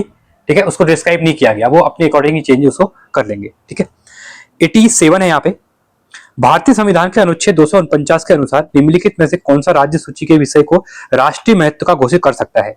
तो कोई भी चीज जो है उसको राष्ट्रीय महत्व का कौन यहाँ पे घोषित कर सकता है राज्य के अंतर्गत, वो कर सकता है राज्यसभा यहाँ पे। ठीक है, तो ऑप्शन नंबर ए हो जाएगा। 87 हम क्वेश्चन हमने कर लिया, आगे बढ़ेंगे हम। अगला है यहाँ पे, निम्नलिखित में से किस पद के वेतन पारिश्रमिक का निर्धारण भारत के राष्ट्रपति द्वारा किया जाता है। अब देखिए सिंपल है, जो मुख्य न्यायाधीश है ना, ये भारत के राष्ट्रपति इसका वेतन नहीं करते, लिखा हुआ है। ठीक है, नियंत्रण पालिका इसको भी नहीं करते हैं, बट जो महान्यायवादी होता है ना, उसका जो वेतन वगैरह होता है उसको राष्ट्रपति डिसाइड करता है। तो ऑप्शन नंबर डी हो जाएगा। अगला है, निम्नलिखित में से कौन सा युग्म सम्मिलित नहीं है, कह रहा है। अब देखिए खुद से आ गया ना, लोक लेखा समिति 22 नंबर होते, बिल्कुल आपका सही है यहाँ पे। आगे बढ़ते हैं, प्राक्कलन समिति 30 सदस्य होते, बिल्कुल सही है, बट हमको गलत पूछा गया। ठीक है, लोक उपक्रम समिति 15 मेंबर, नहीं, गलत हो जाएगा। लाभ के पास संबंधित समितियां 22, नहीं, गलत हो जाएगा। तो 3 और 4 गलत है, तो ऑप्शन नंबर सी हो जाएगा। ठीक है, 90 है, छठी अनुसूची के उपबंध में किन राज्यों के जनजातीय क्षेत्रों के प्रशासन के लिए उपबंध है। अब देखिए यहाँ पे कुछ नहीं करना है, जो हमारे क्या है 12 अनुसूचियां हैं, जिसको शेड्यूल कहते हैं आप लोग। ठीक है, ओरिजिनली 8 थी, इसके बाद 4 उसमें ऐड हुई है, 9, 10, 11, 12। तो इसमें ही बात करता है हमारे जनजातीय क्षेत्र के बारे में बात करता है, जो हमारा है 8, कौन सा, छठी अनुसूची है। अब छठी अनुसूची में ना, जो हमारे नॉर्थ ईस्ट के 4 राज्य हैं, ऐसे याद रखो, ATM स्क्वायर में मनी नहीं है, ATM स्क्वायर में मनी नहीं है। मणि नहीं है मतलब मणिपुर नहीं है, मणि नहीं है मतलब मणिपुर नहीं है, मणि याद रखो। ठीक है, मनी याद मत करो, मणि होता है मणिपुर, मनी नहीं है। अब ऐसे करना है, देखो, Assam A, T Tripura, M Mizoram, M Meghalaya, मणि नहीं है, ATM में मणि नहीं है। ठीक है, ATM स्क्वायर कर लेना, क्योंकि 4 राज्य हैं, तो ऐसे याद रखेंगे ना, चीजें आसान हो जाएंगी। तो छठी अनुसूची में 4 राज्यों की बात करता है यहाँ पे, तो ये आपको पता होना चाहिए यहाँ पे। ठीक है, बाकी अनुसूचियां जो है इस बार को पढ़ लेना। 8वीं में हमारी लैंग्वेज की बात होती है, 9वीं में हमारी लैंड सेटलमेंट की बात होती है, 10 में दलबल कानून की बात होती है, हमारी दलबल एंटी डिफेक्शन लॉ, 11 में पंचायत की बात होती है, 12 में म्युनिसिपालिटी की बात होती है। ठीक है, तो ये सब चीजें हैं वो आपको याद होनी चाहिए। और 7वीं में हमारी 3 सूचियां हैं, सेंट्रल लिस्ट, स्टेट लिस्ट और कॉन्करेंट लिस्ट। तो बाकी आगे की जो 4, 5 है आप एक बार पढ़ लेना है। चलिए, ऑप्शन नंबर इसका बी बिल्कुल आपका राइट रहेगा। 91 है, निम्नलिखित में से कौन सम्मिलित नहीं है। देखिए, भाग 2 में नागरिकता की बात होती है, 5 से 11 आर्टिकल। पंचायत भाग 9 में होती है हमारी, संघ और उसकी शक्तियां, संघ राज्य क्षेत्र, इसमें से एक सम्मिलित नहीं है। जितने भी पार्ट है इसको भी जाके एक बार पढ़ेंगे आप लोग, तो ये गलत है आपका, बाकी 3 सही है। ठीक है, भारत का पहला कार्बन न्यूट्रल गांव कौन सा है। तो ये पल्ली गांव आपका कहां पे, जम्मू एंड कश्मीर में, ये भारत का पहला न्यूट्रल गांव है। करंट अफेयर क्वेश्चन है। अगला है, भारत में 3 वार्षिक योजना का काल क्या रहा था। तो भारत में जो वार्षिक योजना आई थी ना, तो इसमें 3 आई, मतलब 3 आई, जैसे 56 से 7, 89, कौन सा आया था आपका, 6 से 7, 16 से 8, 69। तो ये 3 थे आपके, तो ये आपका बिल्कुल ऐड हो जाएगा, क्योंकि जो हमारे 5 ईयर प्लान आ रहे थे। ठीक है, तो 51 से 56, फिर 66 तक आता है। तो 66 के बाद 3 साल के लिए क्या होता है, विराम देते हैं यहाँ पे। ठीक है, तो उसमें 3 वार्षिक योजना यहाँ पे आई थी। ऐसे ही बोलता है कि रोलिंग प्लान कब आया था, तो 1978 से लेकर 1980 के बीच में ये रोलिंग प्लान आता है, 2 साल 3 साल के लिए। ठीक है, तो ये भी याद रखना है, क्योंकि इनके बीच में कोई भी 5 ईयर प्लान नहीं बन पाए थे। ठीक है, तो ये रोलिंग प्लान वाला PCA 2024 में पूछा था प्री में क्वेश्चन। ठीक है, इस टाइप से क्वेश्चन पूछे जाते हैं, कहने का मतलब ये है। चलिए, अगला है, निम्न में से कौन सा RBI की मौद्रिक नीति का एक साधन नहीं है। तो RBI मौद्रिक नीति कौन डिसाइड करता है, मॉनेटरी पॉलिसी RBI करता है। 6 मेंबर होते हैं इसमें, 3 सरकार के होते हैं, 3 बैंक, 3 कौन होते हैं, RBI के होते हैं। ठीक है, अब यहाँ पे बात कर रहा है एक इसमें साधन नहीं है। तो देखिए, CRR ये इसका होता है पार्ट, SLR ये भी होता है, लिक्विड रेशियो वाला, कैश रिजर्व रेशियो CRR, खुले बाजार की प्रतिभूतियां ये होती हैं, बट SDR इसमें शामिल नहीं होता है। ऑप्शन नंबर सी हो जाएगा, बिल्कुल राइट आपका। क्लियर है, ये ज्योग्राफी का पार्ट है। ठीक है, जिसको पता है कि ये कहां से आ रहा है, ये ज्योग्राफी का पार्ट है। ज्योग्राफी पढ़ेंगे तो आपको चीजें वहां पे क्लियर हो जाएंगी। ठीक है, और ये चीजें जो होती है ना, वो न्यूज़पेपर में डेली आती है, SDR 3-3 महीने बाद चीजें ऑप्शन नंबर डी सी। निम्नलिखित में से कौन सा मानव विकास जो आपका ह्यूमन डेवलपमेंट इंडेक्स एचडीआई जिसको आप कहते हैं का मापक सूत्र नहीं? इसके 3 सूत्र हैं, ठीक है, इसमें से एक नहीं है कह रहा है। जीवन प्रत्याशा, ये आपका है ज्ञान एजुकेशन की बात करता है। प्रति व्यक्ति आय की बात करता है, गरीबी पॉवर्टी को मेजर नहीं करता है ह्यूमन इंडिया, ठीक है, तो ऑप्शन नंबर डी हो जाएगा यहाँ पे। अगला है 96 राष्ट्रीय हरकंगा दिवस। अब देखिए यहाँ पे 2 चीजें याद करना, पहले तो सिंपली इसको टिक करो, ये मनाया कब जाता है? ये मनाया जाता है 7 अगस्त को। अब इसी के दिन आपका जो javelin throw day Neeraj Chopra 7 अगस्त को सेलिब्रेट करते हैं हर साल। तो 2 चीज याद रखो, हाथ से आप लोग क्या करते हैं? भाला फेंकते हैं ना, बस 7 तारीख को भाला ही फेंकेंगे आप लोग, और हाथ से क्या बनाएंगे? चीजें बनाएंगे। हरकंगा आयोग भी, तो राष्ट्रीय हरकंगा दिवस दोनों 7 अगस्त को होते हैं, ठीक है, यहीं पे याद कर लो। देखो अब तिकड़मबाजी करके ना कुछ भी याद करना, एग्जाम में ये होता है वो नहीं देखता कि आपका राइट आंसर है या नहीं है, तो तिकड़मबाजी करके मैं ऐसे ही आपको बता दे रहा हूँ यहाँ पे, तो आप हमेशा इसको याद करो करके, ठीक है।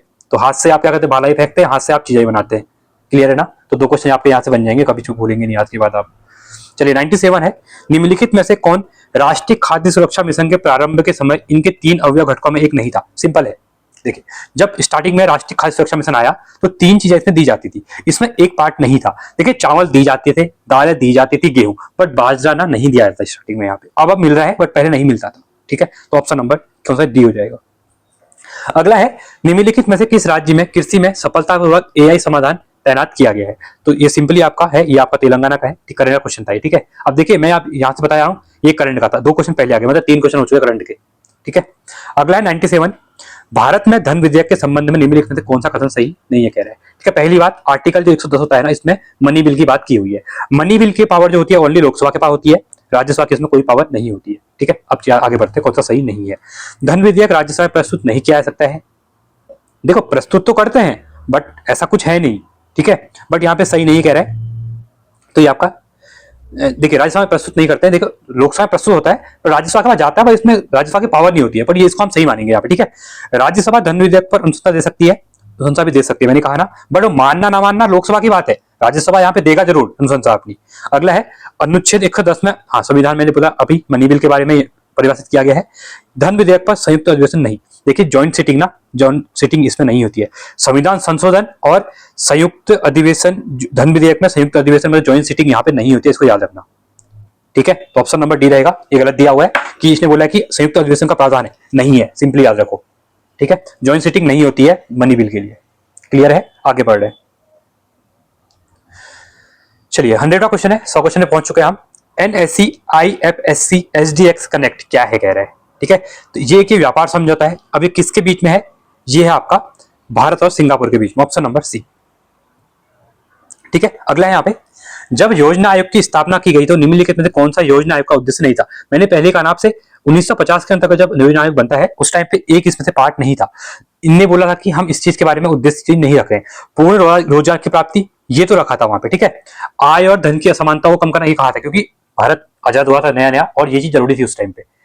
उत्पादन को अधिकतम बढ़ाना ये था कि उत्पादन बढ़ाएंगे तो चीजें हमें आसान होंगी, बट जो सेंटर और स्टेट के बीच में जो वित्तीय संबंध है ना, उसको स्थापित करने के बाद योजना आयोग ने कभी भी अपना उद्देश्य रखा ही नहीं इसके बारे में, ठीक है। तो ऑप्शन नंबर डी गलत हो जाएगा क्योंकि नहीं पूछा गया था। अगला है, भारतीय संविधान का निम्नलिखित में से कौन सा अनुच्छेद उत्तराखंड में राज्य निर्वाचन आयोग के गठन का प्रावधान करता है? ठीक है, तो देखिए election commission of India, election commission of state, election commission और स्टेट दो अलग चीजें हैं। जो हमारी लोकसभा के इलेक्शन होते हैं, राज्यसभा के इलेक्शन होते हैं और हमारे जो राष्ट्रपति इलेक्शन होते हैं, उसके लिए इलेक्शन कौन करवाएगा? वो करवाएगा इलेक्शन कमीशन ऑफ इंडिया। और हमारे जो लोकसभा जो उत्तराखंड के अंतर्गत, अब जैसे हमारे जो राज्यों के इलेक्शन होंगे वो भी कौन करवाएगा? ये करवाएगा। बट राज्य के अंतर्गत जो हमारे पंचायत के इलेक्शन होते हैं उसको कौन करवाएगा? उसको करवाएगा स्टेट इलेक्शन कमीशन। तो वही कह रहे हैं कि कौन से आर्टिकल में यहाँ पे इसके बारे में लिखा हुआ है, तो आर्टिकल 243 का टॉ। अब जिसको हिंदी नहीं समझ में आती है वो सिंपली यहाँ पे जाएंगे, तो मैं आपको याद बता रहा हूँ, इलेक्शन कॉ, कॉ आ रहा है ना, कॉ का साउंड आ रहा है ना, इलेक्शन कॉ के याद रखना बस, 243 के इलेक्शन। ऐसे बता रहा हूँ आपको। ईयर जैसे होता है ना, ई कितने साल का टेन्योर है पंचायत में? 5 साल का है। ईयर, ईयर आप लोग ईयर नहीं बोलते ना, ईयर बोलते ई। तो अगर 243 का ई बोलेगा क्या है, तो ये इलेक्शन का टेन्योर है, ईयर के बारे में बात कर, 5 साल के बारे में। ई याद करने की ट्रिक बता रहा हूँ, फिर से कह रहा हूँ, उलझना मत, मैं सिंपल याद करने की। ऐसे ही अगर बोलेगा 243 का आई क्या है, तो आई है इनकम, सोर्स इनकम के बारे में, जो पंचायत में पैसा आएगा उसके बारे में बात करेगा, आई इनकम की बात करेगा। ठीक है, क्लियर है आपको? आई होप चीजें क्लियर होंगी। ठीक है, ऐसे ही आपका 243 एफ आता है, इसके बारे में सुनो। फेल, एफ से फेल रखो, मतलब डिस्क्वालीफाई हो जाएगा आप इस पंचायत के अंतर्गत, डिस्क्वालीफाई जो होते हैं, तो ये एफ हो जाएगा। क्लियर ना, ये कुछ चीजें याद करने की ट्रिक है, एग्जाम में आए हो आप नहीं भूलेंगे, ठीक है।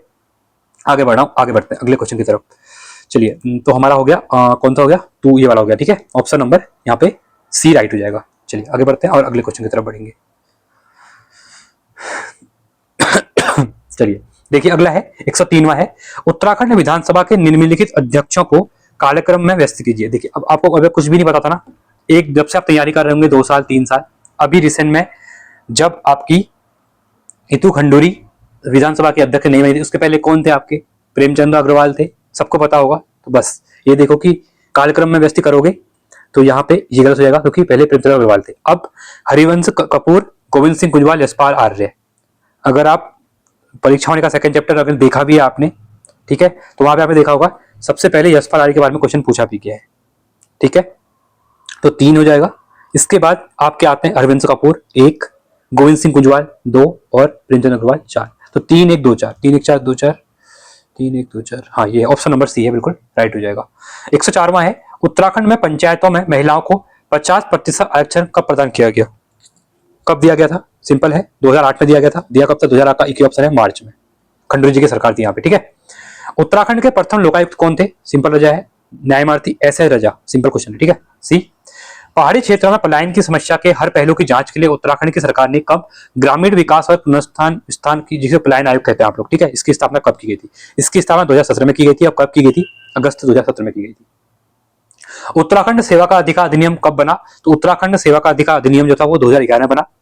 उत्तराखंड विधानसभा में अनुसूचित जनजातियों के लिए, आप सबको पता है जनजातियों की बात करेगा तो एसटी के लिए 2 सीटें हैं और एससी के लिए 13 सीटें हैं। 2 सीटें कौन कौन सी हैं, चक्राता और नारंगमत्ता है, ऑप्शन नंबर ए हो जाएगा।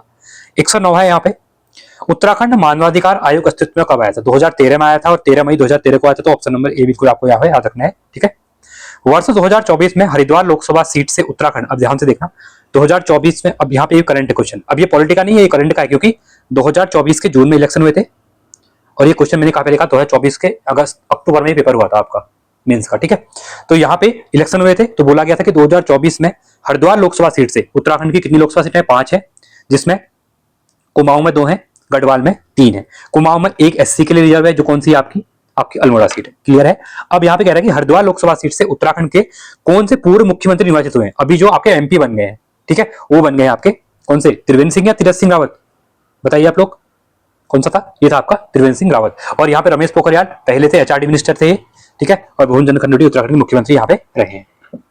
चलिए 111वां है, निम्नलिखित में से क्या उत्तराखंड सरकार की ई गवर्नेंस की पहल के अंतर्गत सम्मिलित नहीं है, तो सरकार संस्कार पोर्टल, गतिशक्ति पोर्टल, दर्पण पोर्टल और उन्नति पोर्टल, इसमें से कौन सा एक नहीं है, तो संस्कार पोर्टल नहीं है, ठीक है। 112वां है,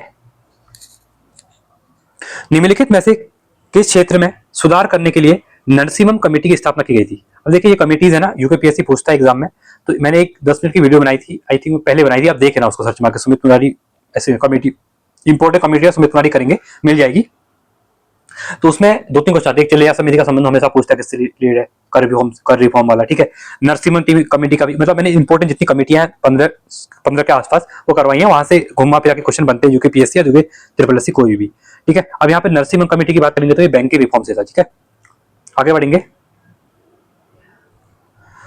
अगला 113वां, निम्न में से कौन सा एक प्रधानमंत्री कृषि योजना का एक घटक नहीं है, कह रहा है, सिंपल है, पर ड्रॉप मोर क्रॉप ये है, हर खेत को पानी ये भी है, समेकित जलागम विकास कार्यक्रम ये भी है, बट हर घर नल जो है ना वो इसका पार्ट नहीं है, पीएमकेएसवाई का, जिसका नाम है प्रधानमंत्री कृषि सिंचाई योजना, इसका पार्ट ये नहीं है। और कभी कभी ना फुल फॉर्म पूछता है पीएमकेएसवाई की फुल फॉर्म, तो प्रधानमंत्री कृषि सिंचाई योजना, इसको याद रखना। इसमें ऑप्शन नंबर डी नहीं होगा क्योंकि इसका घटक ही नहीं है, हर घर जल, ठीक है। बाकी ड्रॉप मोर क्रॉप ये है, हर खेत को पानी ये भी है, और समेकित जलागम विकास कार्यक्रम ये भी है। ये आपका करंट से क्वेश्चन कह सकता हूं मैं, ठीक है, क्योंकि इकोनॉमिक सर्वे चीजें चलती रहती हैं आसपास, उससे है। चलिए अगला है, भारत सरकार द्वारा Uttarakhand live stock development board को किस देश से रेड सिंधी व गिर पशुओं के जर्मन प्लाज्म के आयात हेतु राष्ट्रीय नोडल एजेंसी नामित किया है। ये इंपोर्टेंट क्वेश्चन है, इसका राइट ऑप्शन आपका ब्राजील। और ये क्वेश्चन इस बार भी 2025 का जो प्री हुआ था वहां भी ऐसा ये पूछा था, ठीक है, रेड सिंधी और गिर पशुओं के बारे में। अगला है, प्रदेश के दुर्गम स्थलों में वनीकरण करने तथा भूतपूर्व सैनिकों को रोजगार के अवसर उपलब्ध कराने के उद्देश्य से कौन सी योजना उत्तराखंड में शुरू की गई है। ये भी करंट क्वेश्चन था, ठीक है, और ये वाला भी कह सकते हैं योजना है, न्यूज में है। तो इको टास्क फोर्स द्वारा वनीकरण कार्य ये चलाया गया है, ऑप्शन नंबर डी। तो जो रिटायर में हो जाएंगे फूफा जी, उनको इनको दिया जाएगा काम कि आप लोग इस चीज को चीजें करोगे, ठीक है। 116वां है यहाँ पे, अब आगे बढ़ेंगे। निम्नलिखित में से कौन सा कथन हर खेत को पानी योजनाएं सही नहीं है, कह रहा है। ठीक है, पहला कह रहा है स्वयं स्तर पर सिंचाई के निवेश के अभिसरण प्राप्त करना, ये तो इसका पार्ट नहीं है। ठीक है, सिंचन क्षमता का विकास करने हेतु लघु सिंचाई के माध्यम से नई भूमिगत एवं सतही जल स्रोतों का विकास करना, ये इसका पार्ट है। जल स्रोतों का नवीकरण, मरम्मत एवं जीर्णोदय करना, परंपरागत जल स्रोतों का विकास करना, ये भी इसका पार्ट है। प्रक्षेत्र में जल वितरण प्रणाली का विकास करना, ये भी बिल्कुल सही है, मतलब नहीं पूछा था तो ऑप्शन नंबर ए हो जाएगा। ठीक है, उत्तराखंड राज्य के पहले एग्रो प्रोसेसिंग क्लस्टर की स्थापना कहाँ की रही है, कहाँ की जा रही है। ठीक है, तो उत्तराखंड में पहला एग्रो प्रोसेसिंग क्लस्टर खुल रहा है और इसकी स्थापना की जा रही है आपकी नौथा गांव में। ठीक है, चलिए आगे बढ़ेंगे। अगला क्वेश्चन है 118वां, निम्न में से कौन सा एक युग्म सही सुमेलित नहीं है, कह रहे हैं। पहली बात, बगड़ नदी नालों के निक्षेपण से बना स्थल, नदी के जो किनारे का स्थान होता है ना, उसको बगड़ कहते हैं, ये बिल्कुल सही है आपका। और इसके लिए मैंने उत्तराखंड का जो यूके ट्रिपल एससी के लिए सीरीज करवाई थी अभी, डीडी शर्मा वाली भी करवाई है, उससे पहले जो ये शब्द वाली भी करवाई है, कुमारनिगढ़ वाली शब्दकोश वाली, उसको देखे ना, वहां से आपको यूके ट्रिपल एससी यूके दोनों में काम आएंगे बगड़ वाली। ठीक है, उखड़ भूमि, असिंचित क्षेत्र को उखड़ भूमि कहते हैं, बिल्कुल सही है। सेरा क्या होता है, ऐसा खेत जहां धूप नहीं पड़ती, नहीं गलत हो जाएगा। जो सेरा होता है ना, वो नदी और घाटी, नदी और जहां नदी होती है और बड़ा सा एरिया होता है, वहां पे उसको कहते हैं सेरा। और यहाँ पे काफी अच्छी धूप भी आती है और पानी की भी कमी नहीं होती है, तो सेरा में ना काफी अच्छा पैदावार होती है। मतलब यहाँ पे अच्छे कल, मतलब गेहूं इतना अच्छा होगा, धान इतना बढ़िया रहेगा यहाँ पे। ठीक है, दालें इतनी अच्छी होती हैं, मडुआ जो होता है वो अच्छा होता है, तो सेरा काफी अच्छा होता है। यहाँ पे प्रॉपर धूप रहती है। इनने बोला नहीं, नहीं गलत हो जाएगा ये, और ये हमसे गलत पूछा गया था, तो ऑप्शन नंबर सी हो जाएगा। राजबाटी या राजबाटो क्या था, जो आम रास्ता होता है ना, राजबाटो मतलब सबका रास्ता, बाटा मतलब बाटो रास्ता। ठीक है, 119वां है, मुख्यमंत्री सौर स्वरोजगार योजना में कितनी क्षमता वाले सोलर पावर प्लांट की स्थापना उत्तराखंड में की जा सकती है। 25 किलोवाट ये तो की जाती है, 50 की भी की जाती है, 100 किलोवाट भी की जाती है, ये तो तीनों ही है। इसमें एक 25, 100 और 200 भी है इसमें। ठीक है, इसको चेक करता हूँ, लेट मी चेक एक बार। की जा सकती है ना, ये तीनों की जा सकती है, ये तो यूपी में से कोई भी नहीं होगा क्योंकि ये तीनों की जाती है। हाँ, तो एक मिनट चेक करता हूँ। हाँ देखिए, इसका जो आयोग क्वेश्चन था ना, आयोग ने इसको मतलब इसको रेट कर दिया था क्योंकि ये तीनों ऑप्शन सही थे। ठीक है, ये तीनों थे, एक अगर इसमें 20 लिखता तो अलग बात है, 25, 50, 100, 200 ये है, ये सभी इसके पार्ट है। तो आयोग ने इस क्वेश्चन को लास्ट में फाइनल अपनी जो आंसर की निकाली उसमें डिलीट कर दिया था, तो आपको भी वो डिलीट में रखना है। ठीक है, क्योंकि ये तीनों सही थे यहाँ पे। तो इनने बोला था उपयुक्त में कोई नहीं, नहीं इसमें तो है ना। अगर यहाँ पे 300 बोल देता तो मैं कहता कि 400 बोल देता तो मैं कहता हाँ उपयुक्त में ये हो सकता है, बट ऐसा नहीं है। ठीक है, 120वां है, निम्नलिखित में से कौन सा कथन असत्य है। ठीक है, असत्य कथन की यहाँ पे बात कर रहे हैं, तो देखिए उत्तराखंड में जैविक उत्पाद परिषद की स्थापना 2003 में की गई थी, बिल्कुल सही है आपका। उत्तराखंड जैविक अभिप्रमाणन अभिकरण वर्ष नहीं, ये गलत हो जाएगा आपका। मजकाली रानीखेत के उत्कृष्टता केंद्र को जैविक परीक्षण एवं शिक्षा संस्थान के रूप में उच्चीकृत कर दिया गया, बिल्कुल सही है आपका। जैव विविधता संरक्षण के उद्देश्य से देहरादून स्थित यूनेस्को वन्यजीव संस्थान में विश्व का प्रथम विश्व प्राकृतिक धरोहर केंद्र स्थापित किया, बिल्कुल सही है, मतलब बी आपका गलत है। अगला है मिलेट वर्ष। देखिए मैंने कहा ना अभी ये क्वेश्चन फर्स्ट में आया था, देखिए एक पेपर में दो क्वेश्चन बने हुए हैं। जब मैंने स्टार्टिंग में आपको मिलेट वाला करवाया था तो कहा था कि 2023 इंटर मिलेट ईयर था, तो ये कह रहा है कि मिलेट वर्ष के अंतर्गत मई 2023 से अगस्त 2023 तक उत्तराखंड राज्य के निम्नलिखित में से किस जिले में प्रति राशन कार्ड 1 किग्रा मडुआ, रागी आता है ना, मोटा होता है, वो मिलेट में आता है। ठीक है, निःशुल्क वितरित किया गया। तो नैनीताल और उधम सिंह नगर में ना इसके अकॉर्डिंग मई, जून, जुलाई, अगस्त 2023 में निःशुल्क यहाँ पे रागी बांटा गया पर केजी 1 केजी। ठीक है, ऑप्शन नंबर सी हो जाएगा, दोनों सही है। उत्तराखंड आर्थिक सर्वे, देखिए आ गया बजट का क्वेश्चन। उत्तराखंड आर्थिक सर्वे 2023-24 के अनुसार उत्तराखंड की अर्थव्यवस्था में प्रचलित मूल्य पर प्राथमिक क्षेत्र का योगदान, देखिए प्राइमरी, सेकेंडरी और टर्सरी। प्राइमरी में कृषि क्षेत्र आता है जो कि हमारा अभी 9.9 के आसपास है। ठीक है, सेकेंडरी सेक्टर की बात करेंगे, इसमें मैन्युफैक्चरिंग सेक्टर भी कहते हैं हम लोग, जो कारखाने वगैरह आते हैं, इसका जो अभी वेटेज है ना वो आपका 42 के आसपास है परसेंटेज। और टर्सरी सेक्टर पहले ना ये ज्यादा होता था सेकेंडरी, अब इस बार से जो हो गया है वो टर्सरी का सेक्टर का बजाय जो कि 48% के आसपास आपका आ चुका है। ठीक है, तो ये इसने यही बोला है कि प्राथमिक क्षेत्र का कितना था, तो 9.9% आपको याद रखना है। ऑप्शन नंबर ए बिल्कुल आपका राइट हो जाएगा। इसलिए कह रहा हूँ बजट और इकोनॉमिक सर्वे को अच्छे से पढ़ना, यूपीएससी क्वेश्चन आते हैं वहां से, और आपको हर पेपर दिखाऊंगा क्योंकि आप जब पेपर कराएंगे इसके बाद जब पेपर कराऊंगा तो हर पेपर क्वेश्चन मिलेगा। चलिए आगे बढ़ते हैं। देखिए करंट क्वेश्चन है, उत्तराखंड में 2024 में उत्तराखंड में किसको पद्मश्री सम्मान, देखिए इतिहासकार जसवंत सिंह कटोच जी को यहाँ पे दिया गया था। 2024-2025 के दो लोगों को दिया गया है, आप लोग बताएंगे। अभी तो 25 और 26 का भी जनवरी में मिलेगा, 26 जनवरी के बाद तो आपको लिए करंट अफेयर अपडेट मिल जाएगी। ठीक है, अगर मिलेगा तो किसी को। आगे बढ़ते हैं, भारत के किस राज्य ने सबसे पहले समान नागरिक संहिता लागू, सबको पता है उत्तराखंड हो जाएगा। ठीक है, अगर दूसरा पूछेगा तो गुजरात हो जाएगा, ये भी याद रखना है। ठीक है, क्योंकि अभी न्यूज में अभी 125वां यहाँ पे भारतीय प्रधानमंत्री को आधिकारिक तौर पर order saint Andrew the apostle से सम्मानित किया गया है। यह फ्रांस का सर्वोच्च नागरिक पुरस्कार है। क्या ये फ्रांस का है? जो कि आपका नहीं है। ठीक है, यह पुरस्कार 2019 में दिया गया था, तो अभी दिया गया 2023 और 24 में। ठीक है, ये गलत हो जाएगा, दोनों गलत है, ऑप्शन नंबर डी हो जाएगा आपका। क्लियर है? आगे बढ़ेंगे। निम्नलिखित में से किस समूह में बिमस्टेक, देखिए सब करंट अफेयर क्वेश्चन शुरू हो चुके हैं, तो आपको ध्यान देना, करंट अफेयर का वेटेज ज्यादा है यहाँ पे। निम्नलिखित में से किस समूह में बिमस्टेक और सार्क देशों के सदस्य हैं? तो इसमें से कौन से मेंबर है जो बिमस्टेक के भी पार्ट है और सार्क कंट्री के भी पार्ट है? तो भारत तो है ही, ऑब्वियस सी बात है। ठीक है, बांग्लादेश भी है, बांग्लादेश, भारत, यहाँ पे म्यांमार नहीं हो, गलत हो जाएगा। बांग्लादेश, भूटान, इसमें भूटान नहीं है, थाईलैंड नहीं, ये गलत हो जाएगा आपका। मालदीव, ये गलत हो जाएगा आपका। बांग्लादेश, भूटान, भारत और नेपाल, ऑप्शन नंबर सी बिल्कुल आपका राइट रहेगा। अगला है, हाल ही में खबरों में रहे जोरावर। अब जोरावर क्या था? ये एक टैंक था, आर्मी के लिए बना हुआ है। ठीक है, तो स्वदेशी लाइट टैंक है, एग्जैक्टली टिक करो, आगे बढ़ो। ठीक है, ऑप्शन नंबर ए हो जाएगा। आपने देखा हुआ है, खाकी कलर का है, इसको सोशल मीडिया यूज करते होंगे तो वहां पे आते रहता है जोरावर के बारे में। ठीक है, हाल ही में इजराइल सेना और हमास के बीच संघर्ष में फंसे अपने नागरिकों की वापसी सुविधा के लिए भारत ने निम्नलिखित में कौन सा ऑपरेशन शुरू किया? देखिए अभी ना रिसेंट में मिडिल ईस्ट में बहुत सी जगह प्रॉब्लम हुई, हमास के भी, इजराइल और हमास के बीच प्रॉब्लम हुई, रशिया और यूक्रेन के बीच में प्रॉब्लम चल रहा है, तो भारत ने अलग अलग ऑपरेशन चलाए थे यहाँ पे। ठीक है, तो ये था ऑपरेशन अजय, जो कि हमास और इजराइल के बीच में चल रहा था। इसमें मतलब अजय के थ्रू चीजें लाई गई है, भारत में अपने जो नागरिक थे उनको लाया गया था। ठीक है, भारत सरकार द्वारा शुरू किया गया यूविन निम्न किस संबंध है? तो यूविन पोर्टल का संबंध किससे था? ये था बच्चों और गर्भवती महिलाओं का टीकाकरण। 130वां है, एक्साइज नोमिनिक एलिफेंट। अब देखिए ये न्यूज में रहती है काफी बार, तो एक्साइज वगैरह करंट अफेयर में काफी क्वेश्चन पूछे जाते हैं। तो नोमेटिक एलिफेंट पहली बात तो ये मंगोलिया के साथ होता है, इसको पहले क्लियर कर दूं क्वेश्चन। अब देखते हैं आगे, यह भारत और थाईलैंड के बीच नहीं, पहला गलत हो जाएगा। इसकी शुरुआत उमरोई मेघालय में की गई थी। ठीक है, तो जो कि आपका बिल्कुल सही है। आतंकवाद विरोधी अभियान चलाने के लिए संयुक्त सैन्य क्षमता को बढ़ावा देना, ऑपरेशन जक्सी, बिल्कुल सही है। भारत और मंगोलिया तो ऑलरेडी मैंने आपको पहले बताया, जैसे लिखा भी है यहाँ पे, तो ऑप्शन नहीं होगा 2 3 4। तो 2 3 4 ऑप्शन नंबर डी बिल्कुल राइट है। ठीक है, विश्व खाद्य सुरक्षा दिवस 2024 का निम्नलिखित थीम क्या थी? अब देखिए करंट अफेयर का है तो थीम है, तो डायरेक्ट डिस्कस करेंगे, आगे बढ़ेंगे यहाँ पे। तो ये जाएगा अप्रत्याशित के लिए तैयार रहे, ऑप्शन नंबर ए। 132वां है, भारत के प्रधानमंत्री द्वारा उत्तराखंड में किस धार्मिक पर्यटन मार्ग की शुरुआत की गई? देखिए 2023 के अक्टूबर में नरेंद्र मोदी जी जागेश्वर मंदिर में आए थे और पार्वती कुंड गए थे, आदि कैलाश ओम पर्वत के पास। तो धार्मिक पर्यटन की शुरुआत वहीं पे की होगी, तो आदि कैलाश और ओम पर्वत हो जाएगा, बिल्कुल राइट है, ऑप्शन नंबर बी।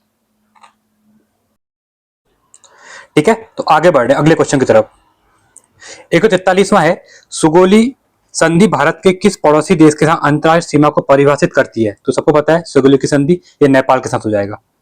अगला है, वरुगीज कोरसी का 66 वर्ष साल की उम्र में निधन हो गया, वह किस खेल से संबंधित थे? ठीक है, तो वर्गीज कोरसी का जो संबंध है उनका खेल था, शतरंज से खिलाड़ी थे। अगला है, देखिए ये सब करंट अफेयर स्टार्ट हो चुका है। ठीक है, IWF भारत्तोलन विश्व कप 2024 में महिलाओं के 55 केजी वर्ग में किसने जीत हासिल की थी? तो किसके द्वारा की गई थी? ये की गई थी आपकी विंध्या रानी देवी के द्वारा। राष्ट्रपति भवन के दरबार सभागार का नाम बदल क्या कर दिया गया है? इसको गणतंत्र मंडप कहा जाता है। ठीक है, अब नया नाम है। ये सब करंट अफेयर है, आगे बढ़ते हैं। 4 जुलाई 2024 को आयोजित संघाई सहयोग संगठन शिखर सम्मेलन कहां संपन्न हुआ? अब देखिए जुलाई का करंट अफेयर है, एग्जाम हुआ था अक्टूबर में, तो जुलाई, अगस्त, सितंबर, तो मतलब 3 महीने, पेपर से पहले के 3-4 महीने का करंट, मतलब अक्टूबर पेपर था ना, तो आपको ये 2 महीने 1.5 महीना छोड़ सकते हैं ताकि पहले करंट अफेयर पूरा कर लो। तो जो 2024 में संघाई सहयोग संगठन शिखर सम्मेलन की जो बैठक हुई थी ना, वो कहाँ पे हुई थी? वही थी कजाकिस्तान में। विंबलडन ओपन 2024 पुरुष सिंगल टेनिस टाइटल का खिताब था, स्पोर्ट्स करंट अफेयर। ठीक है, यहाँ से भी क्वेश्चन आता है। कार्लोस अल्कराज 2024 के 96वें ऑस्कर पुरस्कार से ओपनहाइमर जीता था, यहाँ पे ऑप्शन नंबर ए हो जाएगा।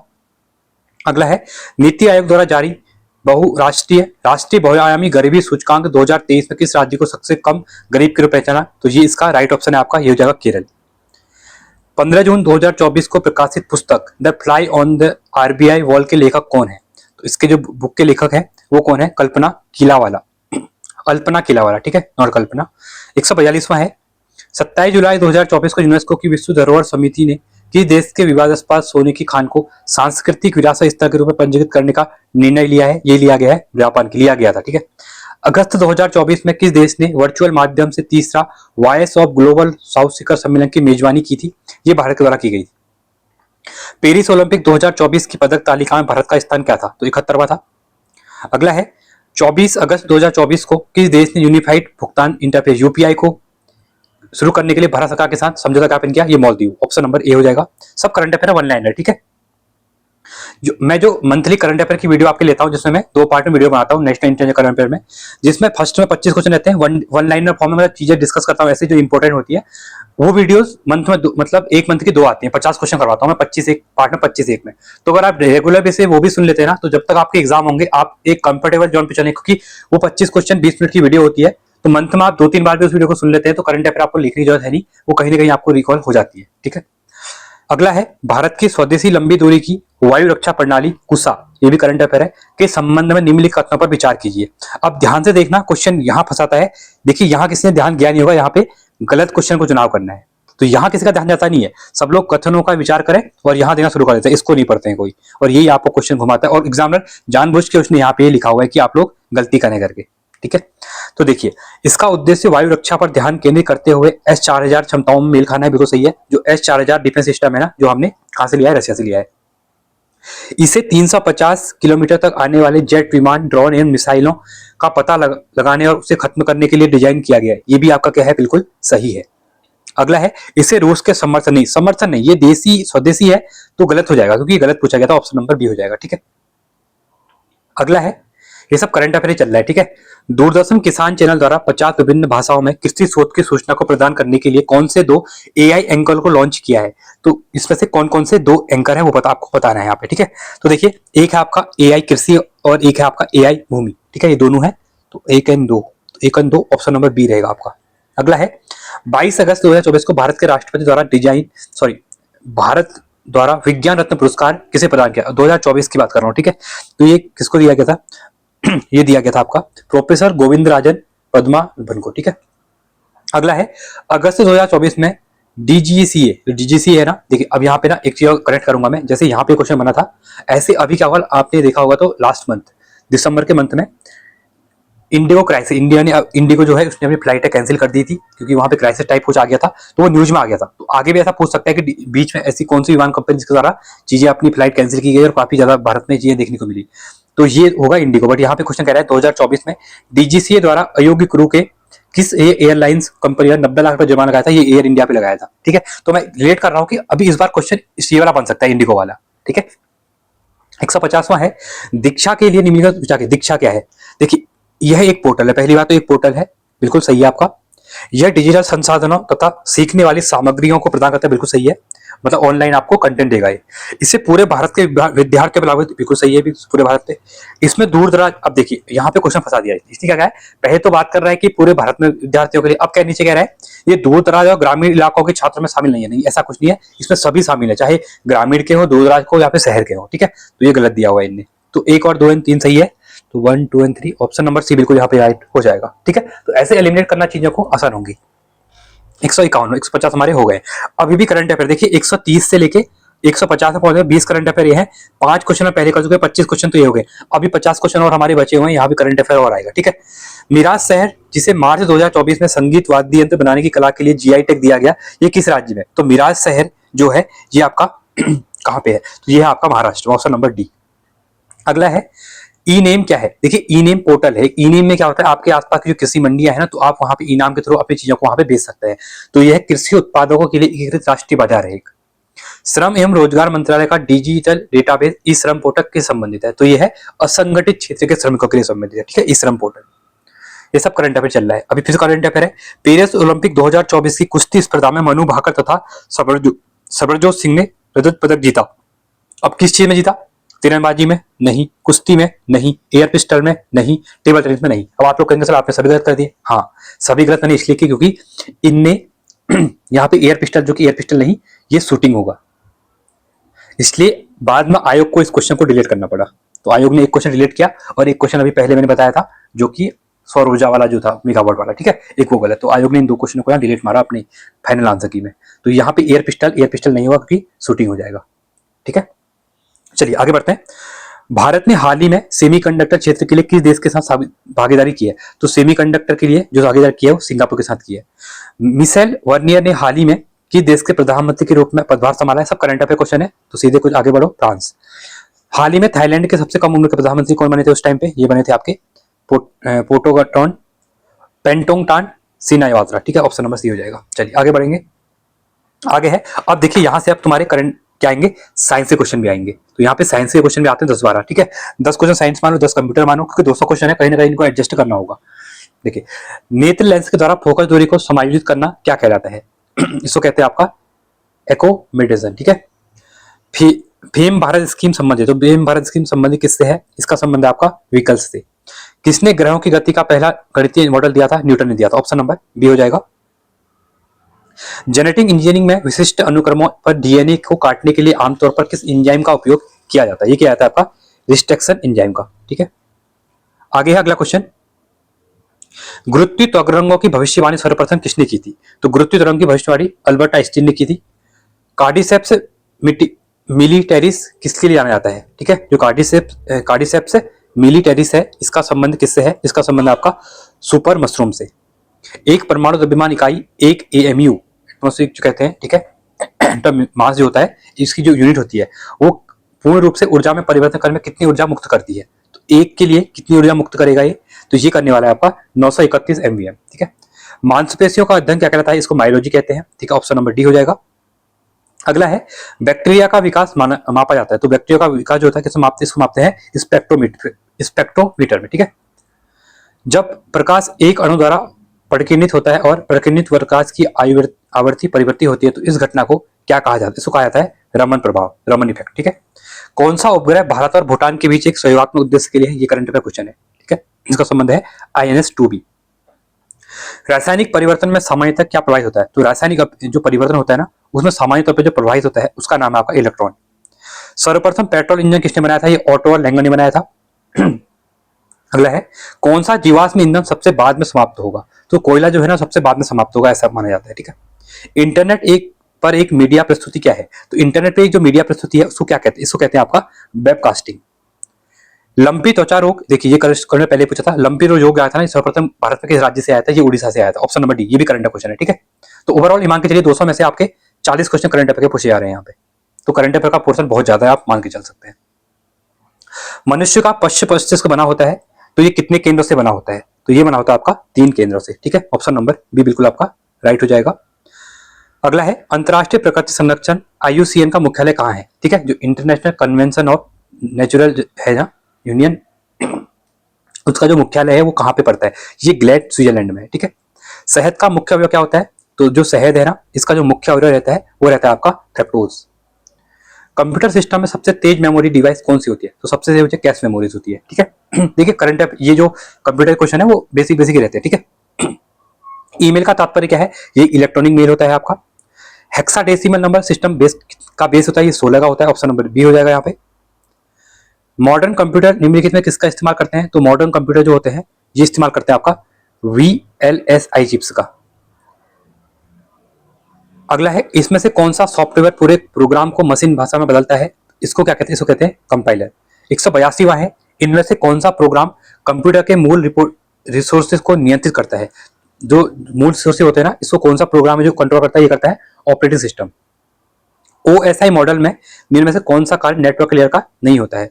तो जो ASI मॉडल है ना, उसमें कौन सा कार्य कह रहा है कि नेटवर्क का कार्य नेटवर्क लेयर का यहाँ पे नहीं होता है। ठीक है, वो होता है फायर, ये आपका जो एरर कंट्रोल है वो नहीं होता है।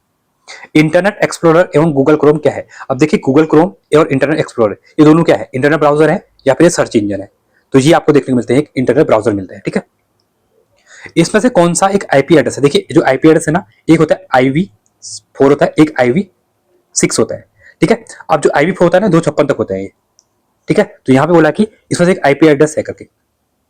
देखिए, पहली बात डॉट के थ्रू। अब यहाँ पे देखिए, यहाँ पे दिखा है 512 ये डॉट, क्योंकि डबल डॉट होता तो 256 मान सकते हैं, सिंगल डॉट भी क्या होता है 256 तक ही होते हैं। ठीक है, तो 282 गलत, 512 गलत, 263 गलत, 256 51 है, 56 से कम है ना, तो ऑप्शन नंबर बी हो जाएगा।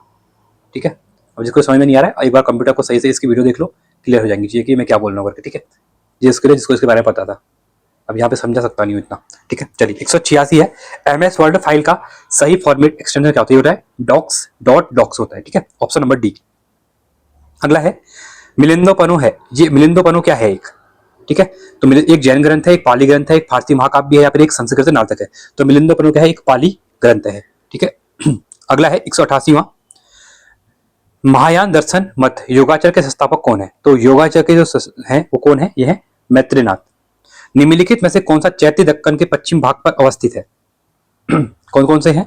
तो ये हो जाएगा आपका नासिक हो जाएगा, आपके कार्ले हो जाएगा और आपका जुन्नार हो जाएगा। ठीक है, तो 1 2 3 1 2 3 1 2 3 1 2 3 ऑप्शन नंबर सी हो जाएगा। ठीक है। दान स्तुति मंत्र किस वेद के भाग है? तो दान स्तुति मंत्र किसका भाग है? ये आपका ऋग्वेद का है। सर्वप्रथम सीमेंट की खोज किसने की थी? तो सीमेंट की जो खोज की गई थी जोसेफ एस्पिडिन के द्वारा की गई थी। ठीक है, तो ये फास्ट से कर रहा हूं क्योंकि ये क्वेश्चन ऐसे हैं जो स्टैटिक क्वेश्चन है। ठीक है, चलिए लास्ट स्लाइड हमारी बच चुकी है यहाँ पे। फाइनली तीसरी बार जब वीडियो रिकॉर्ड कर रहा हूँ मैं, तब जाके फाइनली मेरी रिकॉर्ड हो रही है। अब पता नहीं कि इसमें आवाज आई है नहीं आई है, नहीं आई होगी तो फिर डिले होगा आप लोगों के लिए। ठीक है, चलिए निम्नलिखित में से कौन सा युग्म सही मिलान है? आर्य आक्रमण का सिद्धांत मार्टिन व्हीलर के द्वारा यहाँ पे कहा गया था। ठीक है, इसको हम कह सकते हैं कि ये बिल्कुल आपका सही है। अगला है मेसोटोपानिया के साथ जो मेसोटोमिया था ना, उसका व्यापार में गिरावट श्रीन रत्नाकर ने कहा, बिल्कुल सही कहा। शुष्क पर्यावरण का आगमन गुरदीप सिंह, ये भी सही है। बाढ़ का सिद्धांत नहीं, बी एल लानी नहीं दिया था बाढ़ का। तो 1 2 3, तो 1 2 3 आपका सी हो जाएगा। 193 है, प्रसिद्ध चित्रकार सैयद अली और अब्दुल समद को किस मुगल शासक ने संरक्षण दिया था? तो इसको जो संरक्षण दिया गया था वो अकबर के द्वारा दिया गया था। अब कुछ हमारे हड़प्पन जो इंडो सिविलाइजेशन की चीजें दी हुई हैं, हमको उनके राज्यों में संग्रह यहाँ पे करना है। ठीक है, पहला कह रहा है राखीगढ़ी, ये हरियाणा में है आपका, पहले का सी हो जाएगा। इसके बाद धौलावीरा आपका गुजरात में हो जाएगा, ये आपका 1 हो जाएगा, ए हो जाएगा मतलब। ठीक है, सी ए, तो सी वाले ऑप्शन ये कट और ये कट, सी वाले 2 है हमारे। अगला आता है कालीबंगा है हमारा राजस्थान में है, तो ये आपका बी, तो C A B option number B बिल्कुल आपका यहाँ पे राइट हो जाएगा। ठीक है, और आलमगिरी की बात करूंगा तो आलमगिरी का है आपका उत्तर प्रदेश में, आपका डी हो जाएगा। अगला है अभिलेखी और पुरालेखी अध्ययन के आधार पर इस बात का संकेत मिलता है कि हड़प्पाई लिपि सिर्फ प्रतीकात्मक नहीं थी, यह दोनों चित्रात्मक और चित्राक्षर दोनों थी। ये बिल्कुल आपका क्या है? सही स्टेटमेंट डी हो जाए पहले, इसलिए हड़प्पाई लिपि को आगे चलकर शब्दाक्षर के रूप में माना गया। ये भी आपका क्या है? बिल्कुल सही माना गया है। ठीक है, तो कहने का मतलब है, तो ए एंड बी कथन दोनों सही है और कथन दो क्या कर रहा है? सही व्याख्या भी कर रहा है इसकी, ए बी की। ठीक है, ऑप्शन नंबर डी। अगला है निम्नलिखित में से किस बौद्ध ग्रंथ में 16 बड़े क्षेत्रीय राज्यवस्था, जो 16 महाजनपद थे ना, उनके बारे में चीजें बताई गई हैं? तो किस बौद्ध ग्रंथ में 16 महाजनपदों का यहाँ पे वर्णन किया गया है? ये अंगुत्तर निकाय में किया गया है। ठीक है, 197 है, निम्नलिखित में से कौन से प्राचीन भारतीय ग्रंथ नाटककार भास द्वारा रचित है? तो भास द्वारा इसमें से कौन सा रचित है?